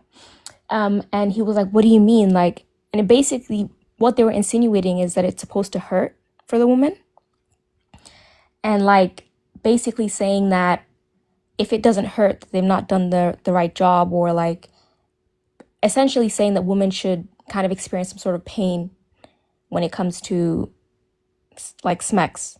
I don't know if I explained that very, very well, but yeah, there was a whole breakdown. I'll send it to you, Shasha, a video, but it's crazy work. That's really crazy. Like, And who meant is it as an bringing up? Which insult, science saying books are this. they reading? It's just disgusting. Like, I just cannot believe this is even a thing. Like, We actually live in a world where people think that it's okay to put pain on women. That's why there was a person commenting saying, "Oh, we should go back to whipping you." It's just yeah, it's crazy. crazy. So basically saying that if a woman says that you're the right size for me, it's kind of an insult and that it should be causing you some sort of pain. Like, We basically get treated like cattle, Worse like than a animals. cattle. Worse, You yeah. know, in some Muslim homes, even now in some countries, animals are treated like with care because you can sell them and you get money. So they treat it with antibiotics, put in a warm place, cozy place. But women, oh my God, they are beaten, they dismissed and all that stuff because you don't really get much out of her if she's, for example, sick, yeah, or something is wrong with her. We actually had a guy once who came up here and said, "Well, I do believe that women deserve their rights, but there are some rights I think we should revoke." And I'm like, by virtue of you calling them rights, you understand and you know intrinsically that those things belong to the people you're trying to take them away from. Otherwise, you would not call them rights. And I was like what? He said, "Oh, this ability to have an abortion, we should stop it. This ability for women to choose not to be married, we should stop it." I'm like, you're just going back into treating women like they're not human beings. You're just going back into treating women like they should be owned and told what to do with their bodies. And that's crazy. That's barbaric. That's mentally insane. How do you stand up and speak with your chest puffed out? But he was coming from a place of hurt because he had been trying to date. He later admitted that he's now 33 and it's not happening for him. He's not getting any wife. That is the main reason why now he wants to subjugate women and control them, because he has realized that he waited too long and now his hairline has receded too far. Nobody wants to be with him, and he's probably never going to end up getting married unless the government forces women to marry at a certain age. Then he has a chance of getting married. It's crazy. crazy work, honestly. And Crazy. this whole abortion debate, like when men come up and talk about what women should do with their bodies, right? They claim to care about the quote unquote baby that's there, right? If they really cared about children, they would be doing humanitarian work for all the children in the world who are undergoing poverty, who are in like adoption homes or in the care system. They'd be attempting to save the children that are on the planet right now first, if they truly cared, right? But they don't care about children. And then again, when women decide then, okay, I'm just gonna give it up for adoption, they claim that the woman is a bad mother. How dare you leave your child? How dare you give up your child for adoption? If the woman aborts, oh, you're a bad mother. You killed the child. Like, what are they supposed to do? What are we supposed to do? I don't understand. Like, nothing we can do is right in their eyes. That's why we don't care what men think anymore.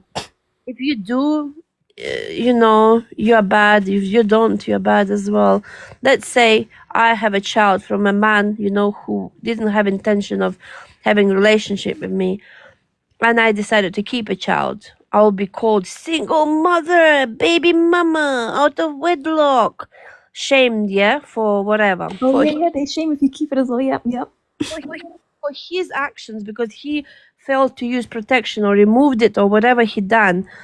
If I remove the child and I admit that I did abortion, I did AB, I am literally a murderer. I'm a evil witch who kills babies. Even though it's an embryo, it's a cluster of cells in the beginning and it's nothing as a baby.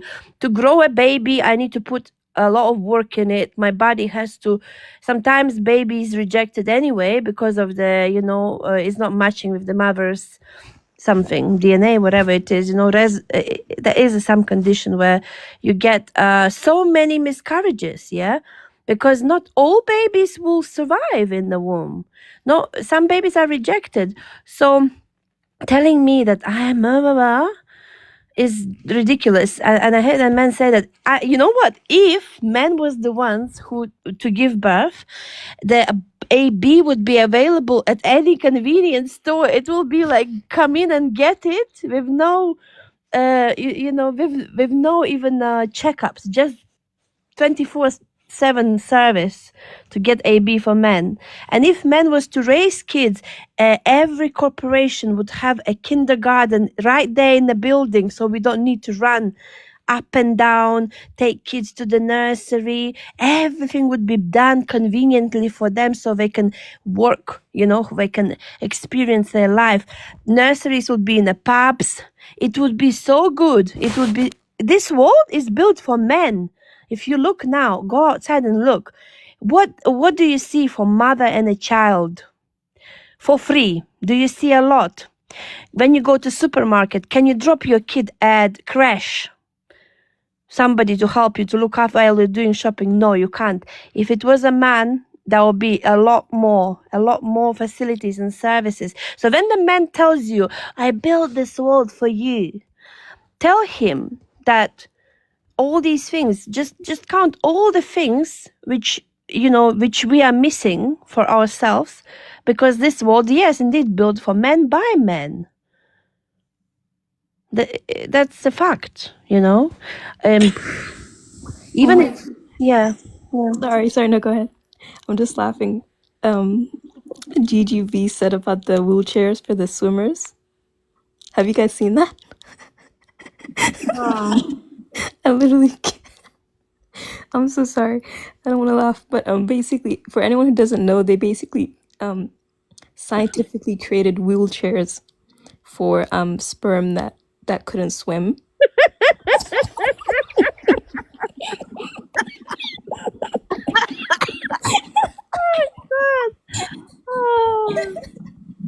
Did you know another very interesting fact about sperm? They used to brainwash us that the fastest one is the one who will get in and fertilize the egg, so it's a winner. But apparently the egg will choose, she will choose one which is the best, genetically the healthiest amongst them all, because a lot of sperm will get in the first layer actually, and she will allow only one particular one to enter. So we still hold the power. It's not them. Yes, it's true. I saw that. Yeah. So when they say, "Oh, I am the man. I'm a sperm. I got in and fertilized my mom's egg." Yeah, right. She chose for you to be there. Yeah. She chose you. Literally, she chose you to be here, and she pushed out your little head. She could have crushed it on the way and said, "So, oops, I did it again. I'm my child. Bye bye." I'm sorry, I'm literally crying because of the wheelchair ones. Zayn, I cannot fathom that these. Zayn, Zayn just said, "Do you know how many women were blamed for not getting pregnant? Meanwhile, a wheelchair was needed."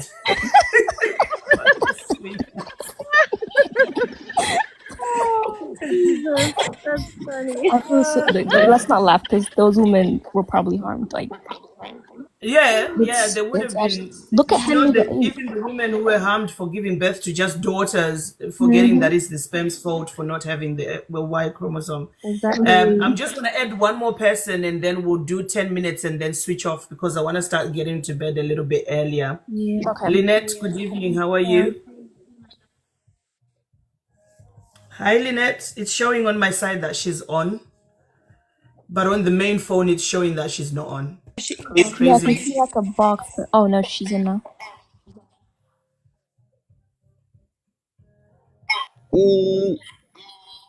Confirm. Hello, you okay? Oh, and then it just dropped. But yeah, I want to start finishing these live streams at 12 midnight. Yeah, 12. Because I should need stop to, now. Yeah. yeah. Need to go to bed. I started to go to bed at 10 lately, but this night Yeah. I just got a little bit distracted, and yeah. I don't even fall asleep when I go to bed early. I just sit there, watch TV. Yeah. Yeah. And just like remove noise from my head by watching loads of comedy and anime and Korean dramas. Oh, really? You like I Korean? started watching the Yeah. Korean dramas too. Oh, they're addictive. They're so addictive. Do you know which one I'm watching right now? I think this is a good one to Which start with. one? I've heard my friend recommended me. The Penthouse. This is called The which? The Penthouse. Or the Penthouse. I don't know if you like superstitious ones or like magic ones. Alchemy of Souls is a really good one. Alchemy of Souls. Okay. I've watched it over and over again. Okay. Okay, that's interesting. I need to try Yeah. watching one. Where do you watch them? Do you watch them on? Netflix, Disney, Amazon, Oh, Netflix has them as well. loads. They Yeah, started, loads. I didn't know, honestly. I have Netflix and Now TV, but never watched anything. Well, Zayn Yeah, watched them yeah. all. Alchemy of I Souls. I'll try that. yeah. I've been watching K dramas for the last 7 years, so I'm terrible. I've literally like I'm chasing the ones being released now this year because I'm like, give me some more. I'm like a gremlin when it comes to Korean dramas. Really? Yeah, but the Penthouse is really Yeah. good. I'm watching it. Gigi's watched it as well. Yeah, the Penthouse is good. So they what's special about K dramas? I don't know, it's just their way of acting. Do you know that there's a lot of K dramas that they've done that were now copied by Hollywood and made into Hollywood series Wow. because of just how great their writers are and just how, they're just on a different level, I think. Yeah, it's like a little bit different. Like British dramas are different than like American dramas and Yeah. Hollywood. Like they're all different kind of types of dramas.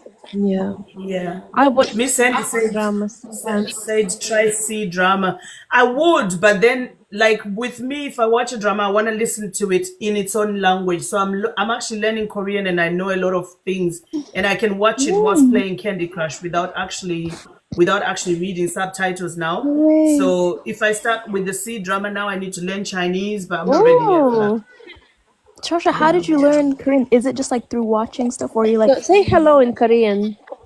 안녕하세요. That's how I say hello, but I'm breaking it down. It's 안녕하세요. That's so cool. Love it. And you Lots can of say, TikTok receipts. hello, how are you? 안녕하세요, George Neshicho. And I know loads. Just Nishicho. Yeah, or George Neseo. It depends who you're speaking to Yeah. because they have honorifics, which you respect people according to their age. Yeah. So you use different ways of addressing them in their You language. should marry a Korean man now. Look at you. Honey, that would be my dream. There's a festival coming up in Sheffield on the 24th of May. Me and my sister are definitely going to eat all of the Korean food we can find and find the Korean guys and say, 24 May of 24, yeah, in where? Sheffield. Sheffield, I yeah. think I'm gonna come. Let me Sheffield, yeah. Yeah, 24th of May. It's starting at 9 o'clock, finishing at 2:30 because they've got some of the kiddie stuff as well there. But I'm basically going for BTS because I love BTS. I'm like, oh, Namjoon, my oppa. I know. Yeah, that's so good. Like honestly, like learning a different language is so difficult. But yeah, It is, yeah. really amazing. Yeah, it is, but it's fun though. It's really fun, and it's kind of liberating thinking, knowing that you don't have to stick to worshiping because there's a little bit of supremacy when it comes to English. And I've caught myself sometimes judging people on how they pronounce words or how much English they know or don't know. But who's to say it's the best language in the whole world, right? There's other languages which are more difficult to learn. And if you are able to learn them, then it's, you are doing something even better. Oh, Yeah, Unknown says I'm back. that's so nice. Unknown, we're switching off. We're not staying on. We're switching off now. So how many languages do you speak then? English, Korean, And Shona, Shona. Okay, Shona is Zimbabwean, Zimbabwe. one of the Zimbabwean languages, yeah. Shona. How does it sound? The same. It's got the same alphabet as English. The only difference is we don't have an L in our language ever at all. We don't. It's any L is an R. We don't have an L. An R. R. Yeah. R. No mar. Normal. So obviously the word would not be normal. So in our language, there's no words that need an L. Okay, interesting. Yeah. Very cool. I And speak. our sounds. Yeah. Our sounds are interesting. They're you can add Z and V to make a Z sound, which sounds like a whistle but with a Z in it. Things like N and T, N and D, like P and F make like there's so many different sounds as well that you don't get in English. Oh yeah, nice. I speak Russian. Zain said Uribo. Yes, that's the correct. That's the correct Uribo. spelling. Uribo means are you okay? Are you well? I'm You trying say to remember Shama the word Uribo. my Zim friend told me, but I forgot the word. If you want to say hello, you say Ndate. Date. Dates. Ndate. It's how you greet your friends. It's like what's up. Zain says Ndinotenda. Yeah, but the T doesn't have an H, so it's just Ndinotenda. I think she told me how to say thank you. I think it was like in the tenda or something like that. Tenda to say thank you. In language which I speak in, there's a sound nobody can pronounce. It's not E, it's U. So basically, when you speak, there are some words, and people who don't speak that language, they always mix it with E. So they Right. can't even. I think Arabic also has like weird sounds, which really hard for me to pronounce. Arabic, chewing. I mean, every language is unique. Yeah, like some people It can't is, roll yeah. their R's. It is very unique, but I can't wait to go to Korea. Me and my sister have planned a holiday. We're gonna go there for Please like do a a week, vlog. maybe. Korea. Yeah, yeah. Wow, nice. My daughter is obsessed with Korean stuff. I see when she starts watching Korean movies, that will be finished for her. She's already dreaming of going to Korea when she is 18. I'm like, what? Yeah. Chachak, you can take her with you. You can go. You can speak Korean. Mm. They're gonna Yeah, be yeah, yeah. shocked when you go as well because they don't And the expect foreigners food as to speak well. Korean. Yeah, and the food as well. I cook some really nice Korean food. Like last week, I had a Korean barbecue with the kids in the house. Nice. And yeah, they love it. They love it because I do like different cultures. So I learned how to cook food from different places, and then we'll have like a themed week where we are eating things from the same country, and then another, or and then a mix up or whatever. It's just amazing. And my kids are like, they just explore You're everything. They such a don't. good mom. Adopt me right now. You're a fun mom, you know? Yeah, they're I gonna cherish try. memories for sure. I need to borrow this from you. I try.